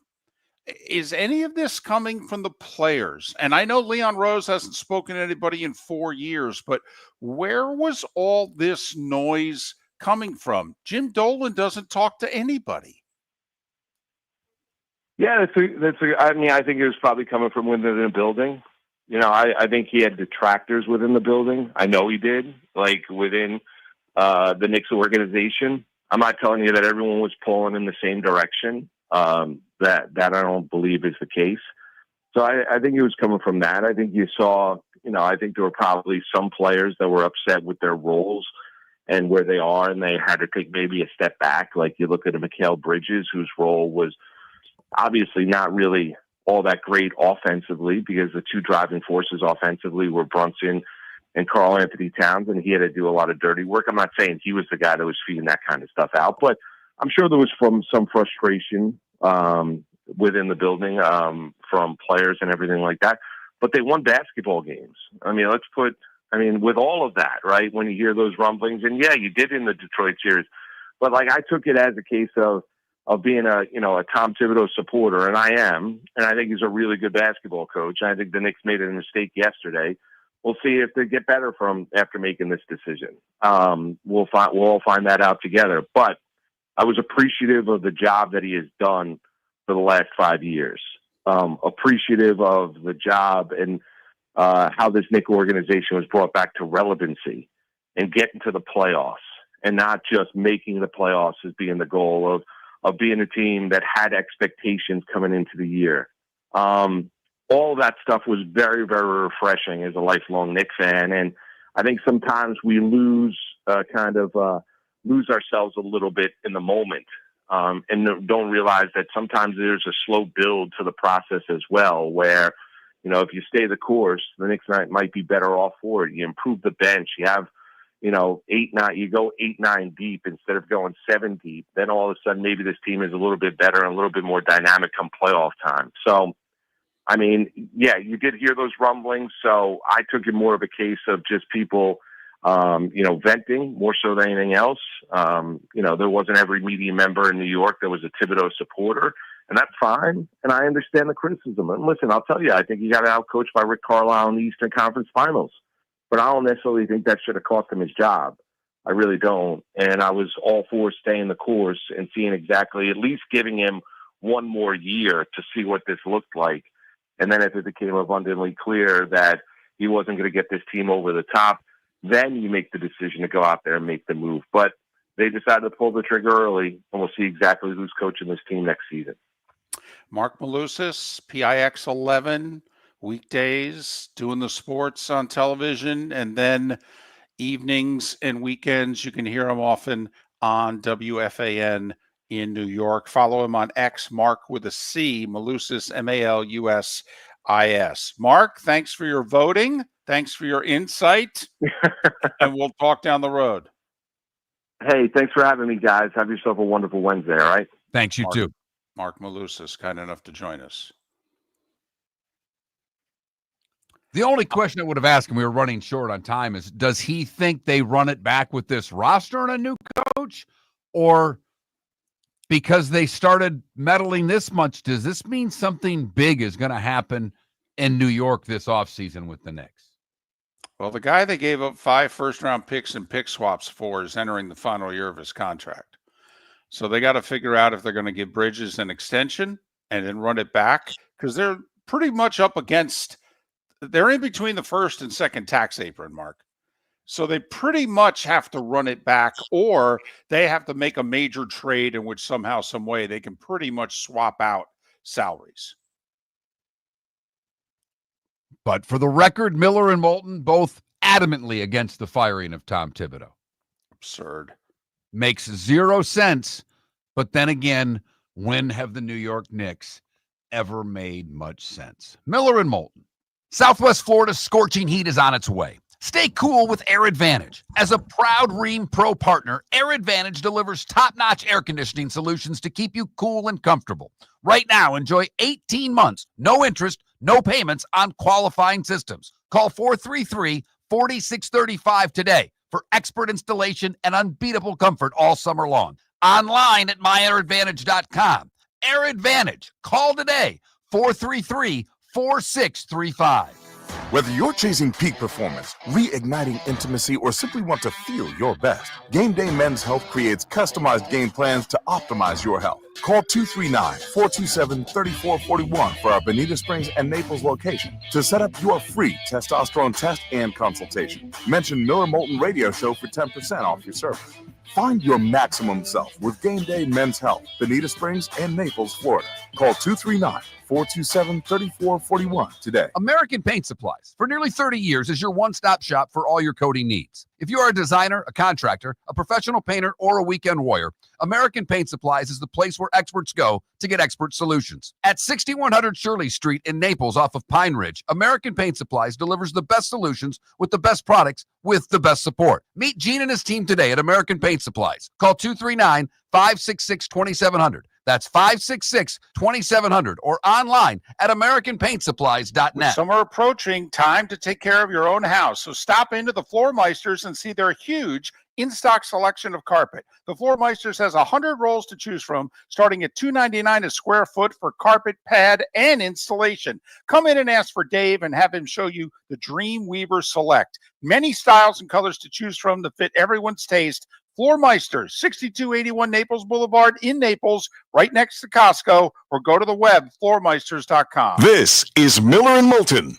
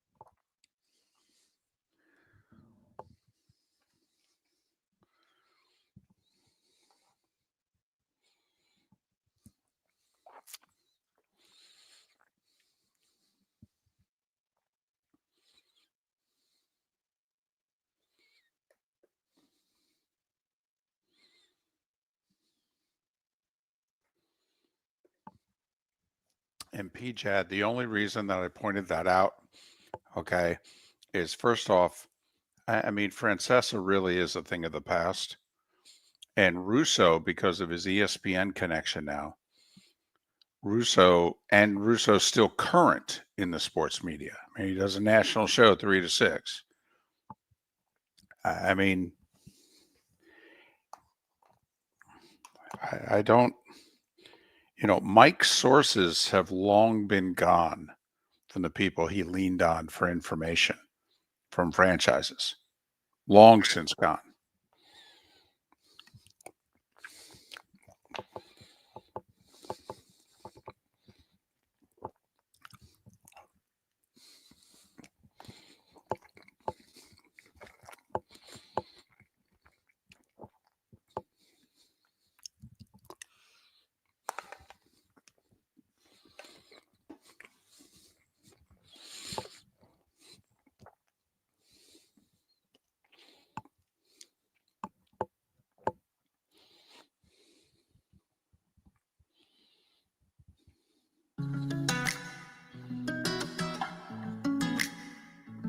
Welcome back to Miller and Moulton. Text the guys what's in your mind at 21,000.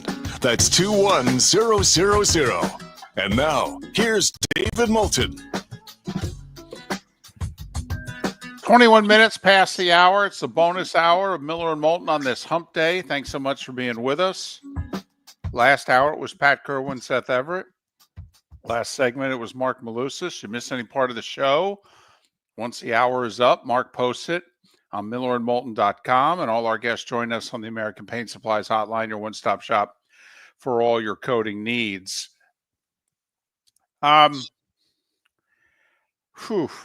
This show has been such a welcome distraction, and then thinking forward about the Stanley Cup Finals has been awesome because, I mean, when you text me yesterday afternoon, 18 hours ago, I mean, it stopped me in my tracks.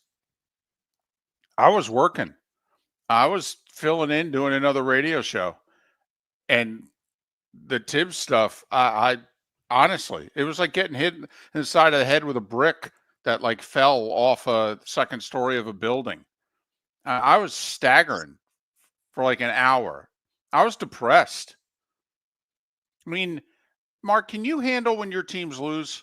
I mean, obviously we want them to win, but can you handle losing? I can now.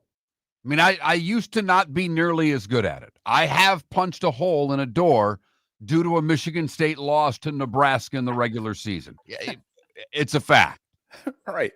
But that was that this century? I don't. Yeah, probably. Okay. All right. Maybe. Be close. So we're talking 20 plus years. Yeah. Okay. But I'm okay with my team losing. I'd much rather they win, but don't embarrass me. Okay, I grew up, the Mets were losers. They were. And then the Mets had an 8-year run where they finished first or second every year for 8 years. I mean, that team really would have accomplished something in the wild card era because they would have made the playoffs 8 straight years. And that team with that pitching, okay, in the playoffs, they would have gotten to more than one World Series and won one. They would have. But but when they started losing, they then started being embarrassing. Vince Coleman throwing firecrackers at young fans. Okay, Bobby Bonilla just being a grade A jerk to Mets fans and the media, and highest paid player in the game, and was just acting miserable. It's kind of like, listen, don't embarrass me. Don't make it so that people are laughing at me when I walk into a sports bar or we're sitting around going, hey, who do you root for? I root for the Mets. Okay, I can handle the losing. I know most every fan base out there has won more than my team. I can handle that. Don't make me look like I'm just a complete moron for being a fan of this franchise. No, I mean, David, I get it.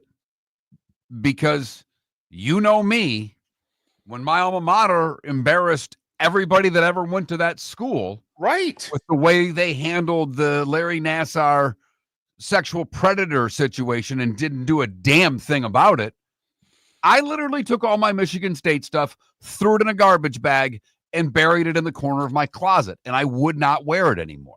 For years. Yeah. Yes, I know. Right. You were embarrassed. I was terribly embarrassed. That's the only time I can recall with any of my sports teams where I was embarrassed like that. The Tigers, they've lost, they've won, but they've never, I guess when Bo Schembechler fired Ernie Harwell, that was a bad move. Right. That was a bad move. Right.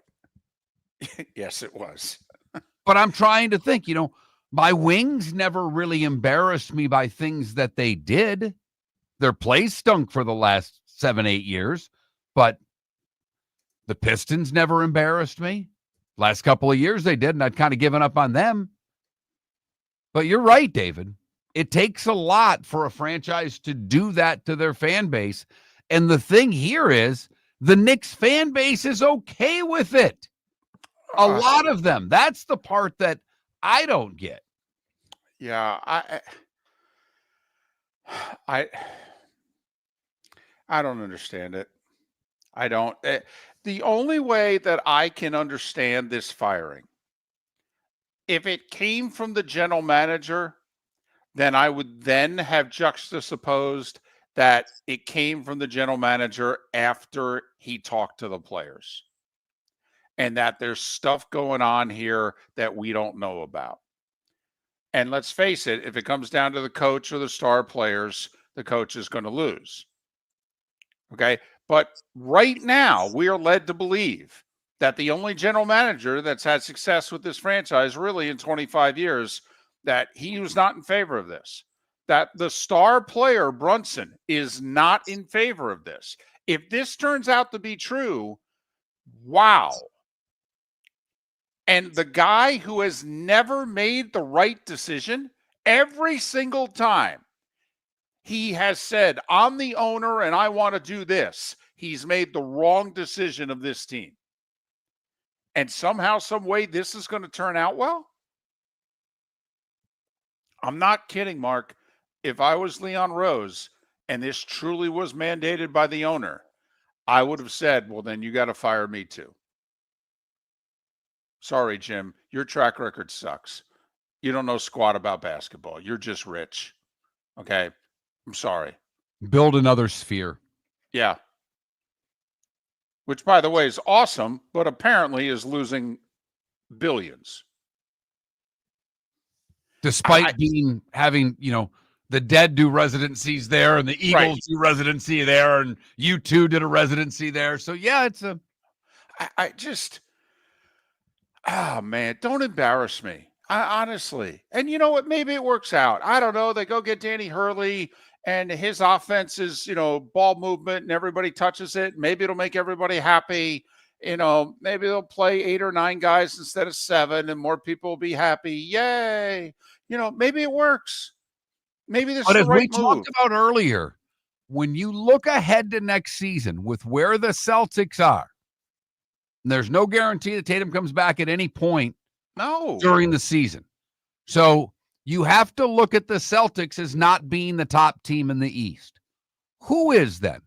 Pacers? Because they won this year and went to the final, the conference final last year? Sure. They just beat the Knicks. They took care of business. So if we want to say the Pacers are the best team in the East heading into next year, how much ahead are the Pacers of Cleveland and the Knicks? Not much. I mean, can it work out? Yeah. They got rid of Paul Westhead for Pat Riley. They got rid of Doug Collins for Phil Jackson. There are examples. They got rid of Buck Showalter for Joe Torre. Hell, Steinbrenner was trying to hire Buck Showalter back after he let his contract run out when he had a signed contract with Torre. They hadn't had the press conference yet. He was going, oh, this is a mistake. I got to get Buck back. And it worked out okay. But, Mark, you know what this is to me? This is like when the Yankees got rid of Joe Girardi. Okay, now I know Girardi had already won a World Series, but he had won it 2 years after what he had basically inherited. But Girardi takes him to Game 7 of the LCS, and he gets fired. Yeah, they haven't won since. Only once have they surpassed what Girardi did. You can't tell me that firing Joe Girardi has worked out. And Boone's won a lot of games. They make the playoffs every year. You can't tell me they're better off with Aaron Boone. Who's going to go work for him? Honestly, seriously, you're Mike Malone. Never mind his friendship with Tibbs. You're Jeff Van Gundy. Whoever it is they're going to call. Mark, to me, it's either Hurley or Jay Wright or bust. And I know they're both college guys, and it doesn't mean that college guys are going to win in the NBA, but they start going along the lines of retreads and assistants or something along those lines. What are you thinking? Well, and that's the word, because remember, Riley was an assistant when he moved up. Phil Jackson was the number 1 assistant in Chicago when they moved him up. They got a young assistant that Jim Dolan apparently may be fixated on. That's great. I'm sick. Just for the record, I am sick. I'm going to try to eat here, but I'm sick.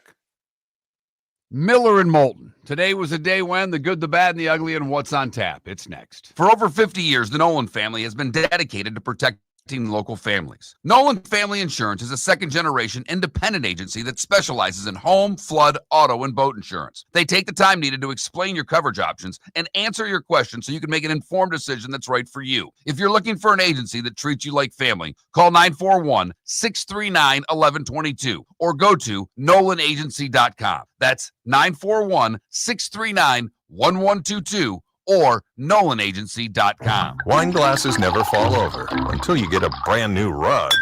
Oh no! Ketchup bottles act normal till you're wearing a new shirt. Oh, you kidding me? And rocks slide peacefully on the road till the day you get a brand new windshield. Then they fly up off the road and attack without mercy. That's why new windshields from Glass Doctor come with our windshield protection plan. Unlimited repairs and one replacement for 12 months. Don't just fix it, protect it. Glass Doctor. A neighborly company. Marc Miller for Sleep Treatment Direct. They are helping me with sleep apnea. And by helping me, I mean curing me. No more CPAP machine. No more snoring. No more tossing. No more waking up exhausted. Their expert team got me the right treatment fast and hassle-free. If you want to feel energized and get rid of your snoring, call Sleep Treatment Direct today. 444-1741. That's 239-444-1741. Sleep Treatment Direct. Sleep safe and sound. Marc Miller for Molly Maid. I've been a customer for over a year and cannot say enough good things about their service and communication. If you're a business owner, you can trust Molly Maid to do an exceptional job. Their expert team delivers tailored cleaning for whatever your needs, ensuring a pristine environment for clients and staff. Visit mollymaid.com/FT-Myers or call 239-418-0052. Molly Maid makes my home shine, and it will make your home or business shine too. This is Miller and Moulton.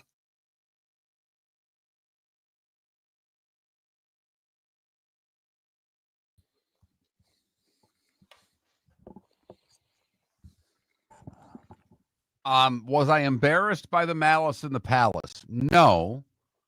Was it pathetic that fans threw things at players? Yes, it's happened a million times in a million places, but it was the Pacers player that went into the crowd to fight the Piston fan. So, no, I wasn't embarrassed. Was it a bad look? Of course. On the Mel Tucker thing, I was more embarrassed that they gave him $8 million after 1 year. So he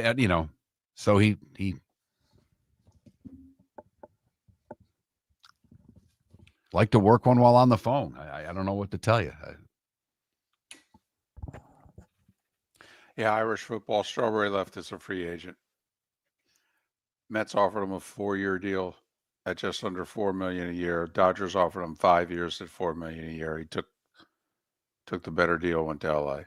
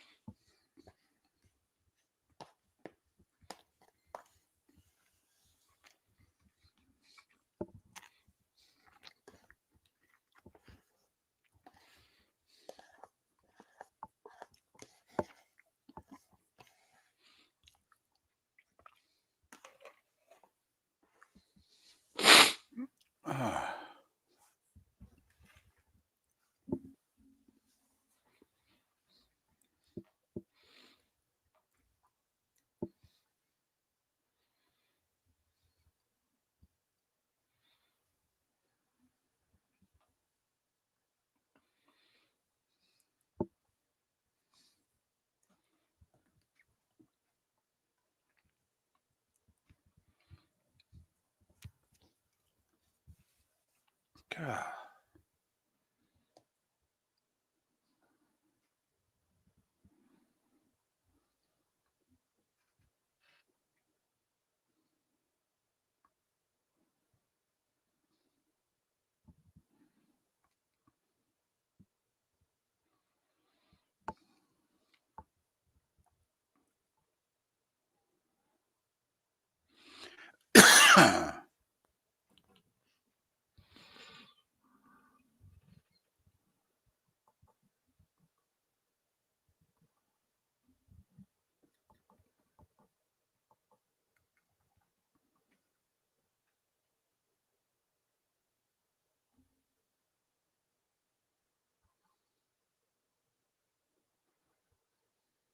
Kiprios is the guy we have on the show, right?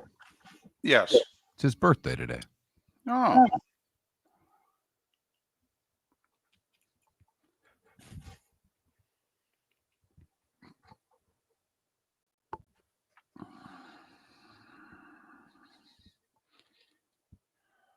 Another golf group chat that's gone nuts during the show today again, David.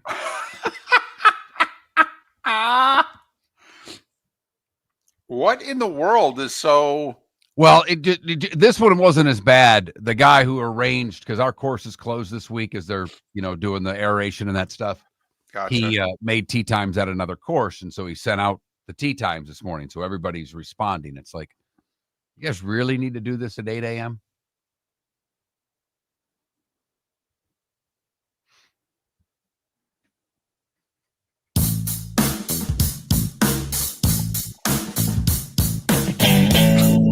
Welcome back to Miller and Moulton. Text the guys what's in your mind at 21,000. That's 21000. And now, here's David Moulton. 22 minutes till the top of the hour. Bonus hour. Hump day. Miller and Moulton. MillerandMoulton.com. Miller_Moulton on X. For the record, Marc Miller rooting for the Panthers. Loves their style of play.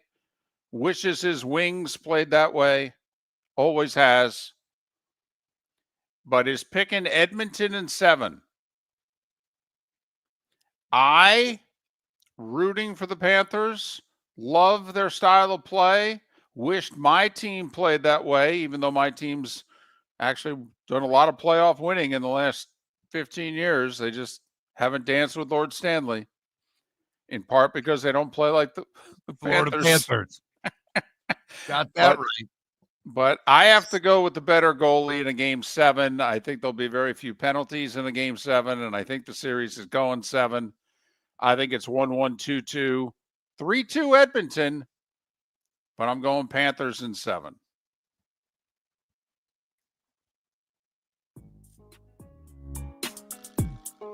It's that time again, nearing the end, but not quite there yet. Here's Marc Miller with Today Was the Day When. Today was the day when, brought to you by Game Day Men's Health, locations in Bonita Springs and Naples. Call today, 239-427-3441. That's 427-3441. Online, GameDayMen'sHealth.com, GameDayMen'sHealth.com. Mention Miller and Moulton, and you get 10% off. We start in 1876 as the Transcontinental Express train arrives in San Francisco from New York. David, do you have an idea of how long it took the Transcontinental Express train to go from New York City to San Francisco in 1876?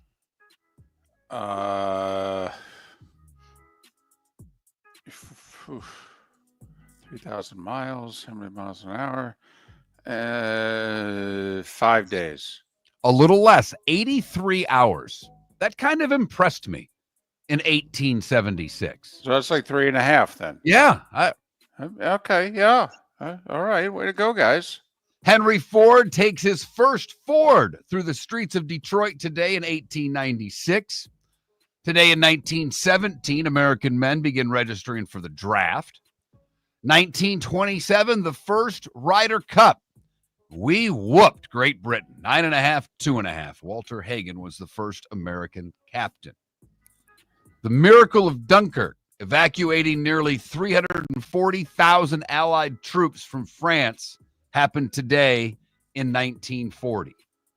Also, that same day, Churchill delivers his famous "We shall fight on the seas and oceans" speech to the UK House of Commons. Eisenhower canceled the planned D-Day invasion on June 5th after getting bad weather reports today in 44. But today in 44 also, the U.S. Fifth Army enters and liberates Rome, the first European fascist city to be liberated. Koufax throws his third career no-hitter today in 64, and the Beatles begin their first ever world tour in Copenhagen, Denmark. British drummer Jimmy Nicol replaced Ringo for the first 5 dates as he was recovering from tonsillitis. Drysdale pitched his 6th straight shutout today in 68, en route to 58 innings of shutout ball. 58 2/3. It's why Hershiser in 88. Mark, his last start of the year, he's got 49 consecutive scoreless innings. He throws a 9-inning shutout. 49-9 is 58. Season's going to end. 58 consecutive. And people weren't going to give him credit for the record because they say, like, well, you can't start it 1 year and end it. Then, yeah. The problem was the Dodgers didn't score. So it's scoreless. So Hershiser got to pitch a 10th. And that's how he threw 59 scoreless innings. Today in 74, the NFL grants a franchise to Seattle. And never to be repeated again, it was dime beer night in Cleveland. Fans stumble onto the field and cause the Indians to forfeit the game to the Rangers with the score tied 5-5 in the ninth. Wow. Today was a historic concert. The Sex Pistols played in Manchester at the Lesser Free Trade Hall. By all accounts, there were only about 40 people that showed up at the concert. But 2 of the people that formed the Buzzcocks, which were a huge UK band in the punk era, were there. The Fall were created from that band. Morrissey, who started the Smiths, was in the crowd. Much like the Velvet Underground's first album that only sold like 40,000 copies, started all these bands, that concert regarded to starting a lot of music. Today in 77, Scotland beat England at Wembley in soccer, and the Scots went nuts and tore Wembley apart. Today in 79, Fleetwood Mac recorded the USC Trojan Marching Band part of Tusk. That would be on the title track of their album, and we got the video from that as well. Born in the USA was released today in 84, Springsteen's biggest commercial success. Also today in 84, Arnold Palmer fails to qualify for the U.S. Open. First time in 32 years. The Tiananmen Square massacre finished today with the Chinese troops killing over 1,000. We voted on the Elvis stamp today. 1.2 million people voted, and 75% went young Elvis instead of fat Elvis. And in 2008, the Red Wings defeat the Penguins for a 4-2 series win and the 11th championship for Detroit. Dr. Ruth, Freddie Fender, and Gorilla Monsoon would have all celebrated birthdays today. Friend of the show, Nick Kiprios, is 59. Noah Wiley is 54. And Angelina Jolie and Russell Brand are 50 years old today. What did I miss, David? Well, a few things. First off, can you believe the USGA, we were just talking about this Monday into yesterday's show about how the USGA does not throw exemptions around and how it was a big deal when in 94 they gave an exemption, or 1990 I think it was, they gave an exemption to Hale Irwin. Now, he was a two-time US Open champion, but as Marc just pointed out, 6 years earlier they wouldn't give an exemption to Arnold Palmer. Now, I know he only won it once, but he was Arnold Palmer. Right. And so then they gave the exemption to Irwin, and it was like, oh, wow. And then he goes and he wins it. I got two things. On this day in 1919, Congress passed the 19th Amendment. And then it went to the states, and they eventually ratified it. And by next year, women had the right to vote. And the Battle of Midway began today in 42. That was a big one. 6 months after what they did to us at Pearl Harbor, we turned around and we whooped Japan and whooped their Navy. And the thought was nobody could whoop Japan's Navy. And that was the beginning of us thinking, you know what? We can have success here. We can win this sucker. I'll be damned. So Battle of Midway began today in 42. Time to see life a little bit differently. Here's Marc Miller with the good, the bad, and the ugly. What you got, Marc? This is a great story. This goes beyond good. Mikhail Baker just graduated high school outside of Atlanta, a little north of Atlanta. While in his cap and gown, apparently found out that his coworkers were swamped. So instead of going out and partying after graduating from high school, he went back to help out at work. Really? He works at Burger King. A woman saw him in cap and gown filling French fries up and took a video. Maria Mendoza saw him wearing his cap and gown and bagging fries. She posted a short clip to TikTok. It's garnered over 4 million views, and after the success of the post, she started a GoFundMe for the young man.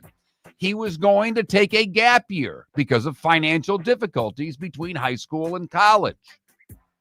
The GoFundMe page has already earned over $190,000 in donations. Burger King stepped up. They have a foundation scholarship as well, gave the young man $10,000.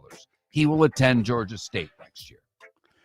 I got to admit, with 190 grand in my pocket, isn't that more reason to take the gap year? I mean, you could have a lot of fun. Something, Moulton. Well, first, there's a lot about this story I want to psychoanalyze here. How did he find out? What, did somebody at work text him and say, hey, we're getting slammed, we need you? Seriously, how did he find out? I'd love to know that. Secondly, and I'm not kidding, man, Marc, if you and I were managing that Burger King, we know he's graduating high school. Never mind the fact he walks in his cap and gown. I'd be like, dude, they can wait a couple extra minutes for the hamburgers. Get the hell out of here. He graduated high school. Kid's amazing for thinking what he thought, but I'd be like, come on, man. Of course, I would have cost the kid 190 grand and $10,000 scholarship. Right. For the bad, we go to Bellingham, Washington, where on Friday, a semi-truck overturned carrying 70,000 pounds of honeybee hives. Bees were everywhere. All I can think of is the scene from Tommy Boy.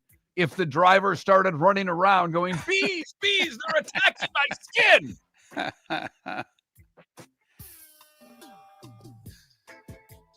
Finally, the ugly. We go to Kentucky, where in Lyon County, 42-year-old Richard Pranetta was driving while drunk and made alarming statements to an employee after driving himself to a business in Eddyville, Kentucky. He was charged with DUI. His vehicle was impounded, and he was booked into the detention center. On Memorial Day, he bonded out of jail and then called the sheriff's office from the motel to ask for personal items from his impounded vehicle. When the sheriff went to collect the items, he found one more in the trunk of the car that he was supposed to be getting items for the 42-year-old Prudenda. It was Peruvian marching powder. The sheriff confiscated the cocaine, and he went back to jail. And that is the good, the bad, and the ugly on today, Wednesday, June 4th, here on Miller and Moulton. As has been previously discussed, 8 o'clock tonight, TNT, Game 1 in the battle for Lord Stanley's Cup. Florida at Edmonton, 2-2-1-1-1. Edmonton with home ice. If it goes 7, Panthers 8-2 on the road in the playoffs.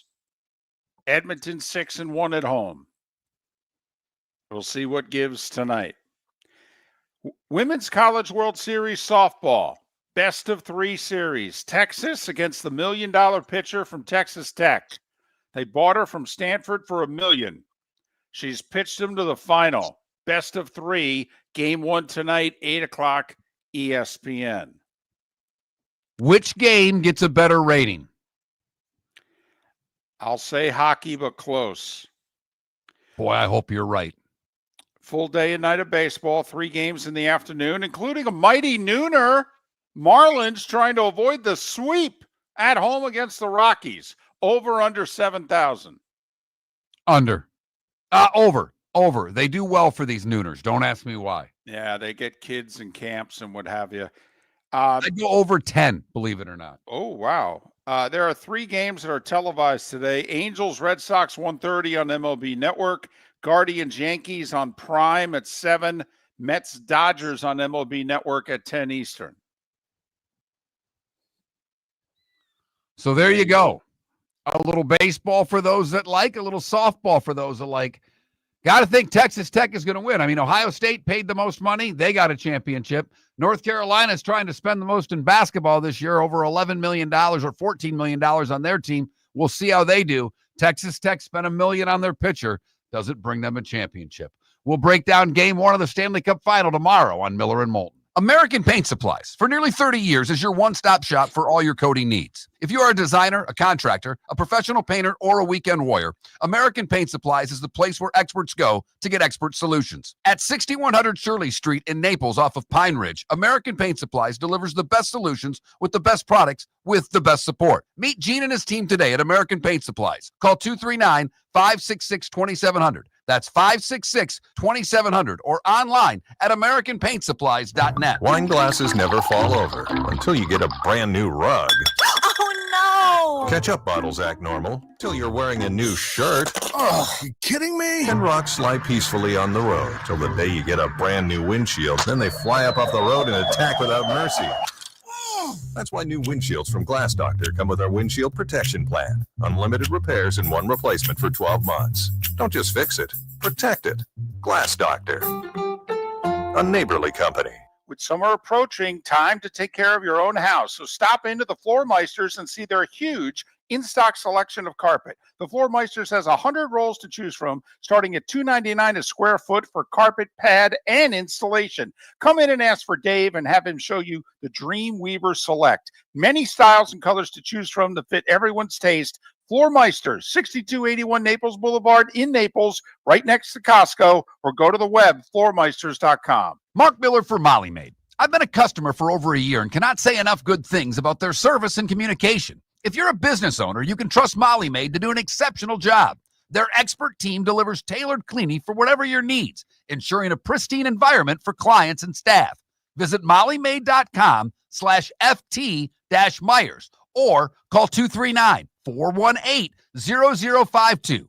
Molly Maid makes my home shine, and it will make your home or business shine too.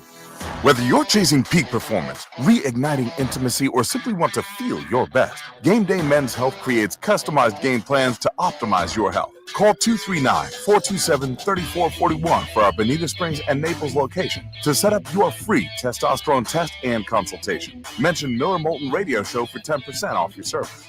Find your maximum self with Game Day Men's Health, Bonita Springs and Naples, Florida. Call 239-427-3441 today. For over 50 years, the Nolan family has been dedicated to protecting local families. Nolan Family Insurance is a second-generation independent agency that specializes in home, flood, auto, and boat insurance. They take the time needed to explain your coverage options and answer your questions so you can make an informed decision that's right for you. If you're looking for an agency that treats you like family, call 941-639-1122 or go to NolanAgency.com. That's 941-639-1122 or NolanAgency.com. This is Miller and Moulton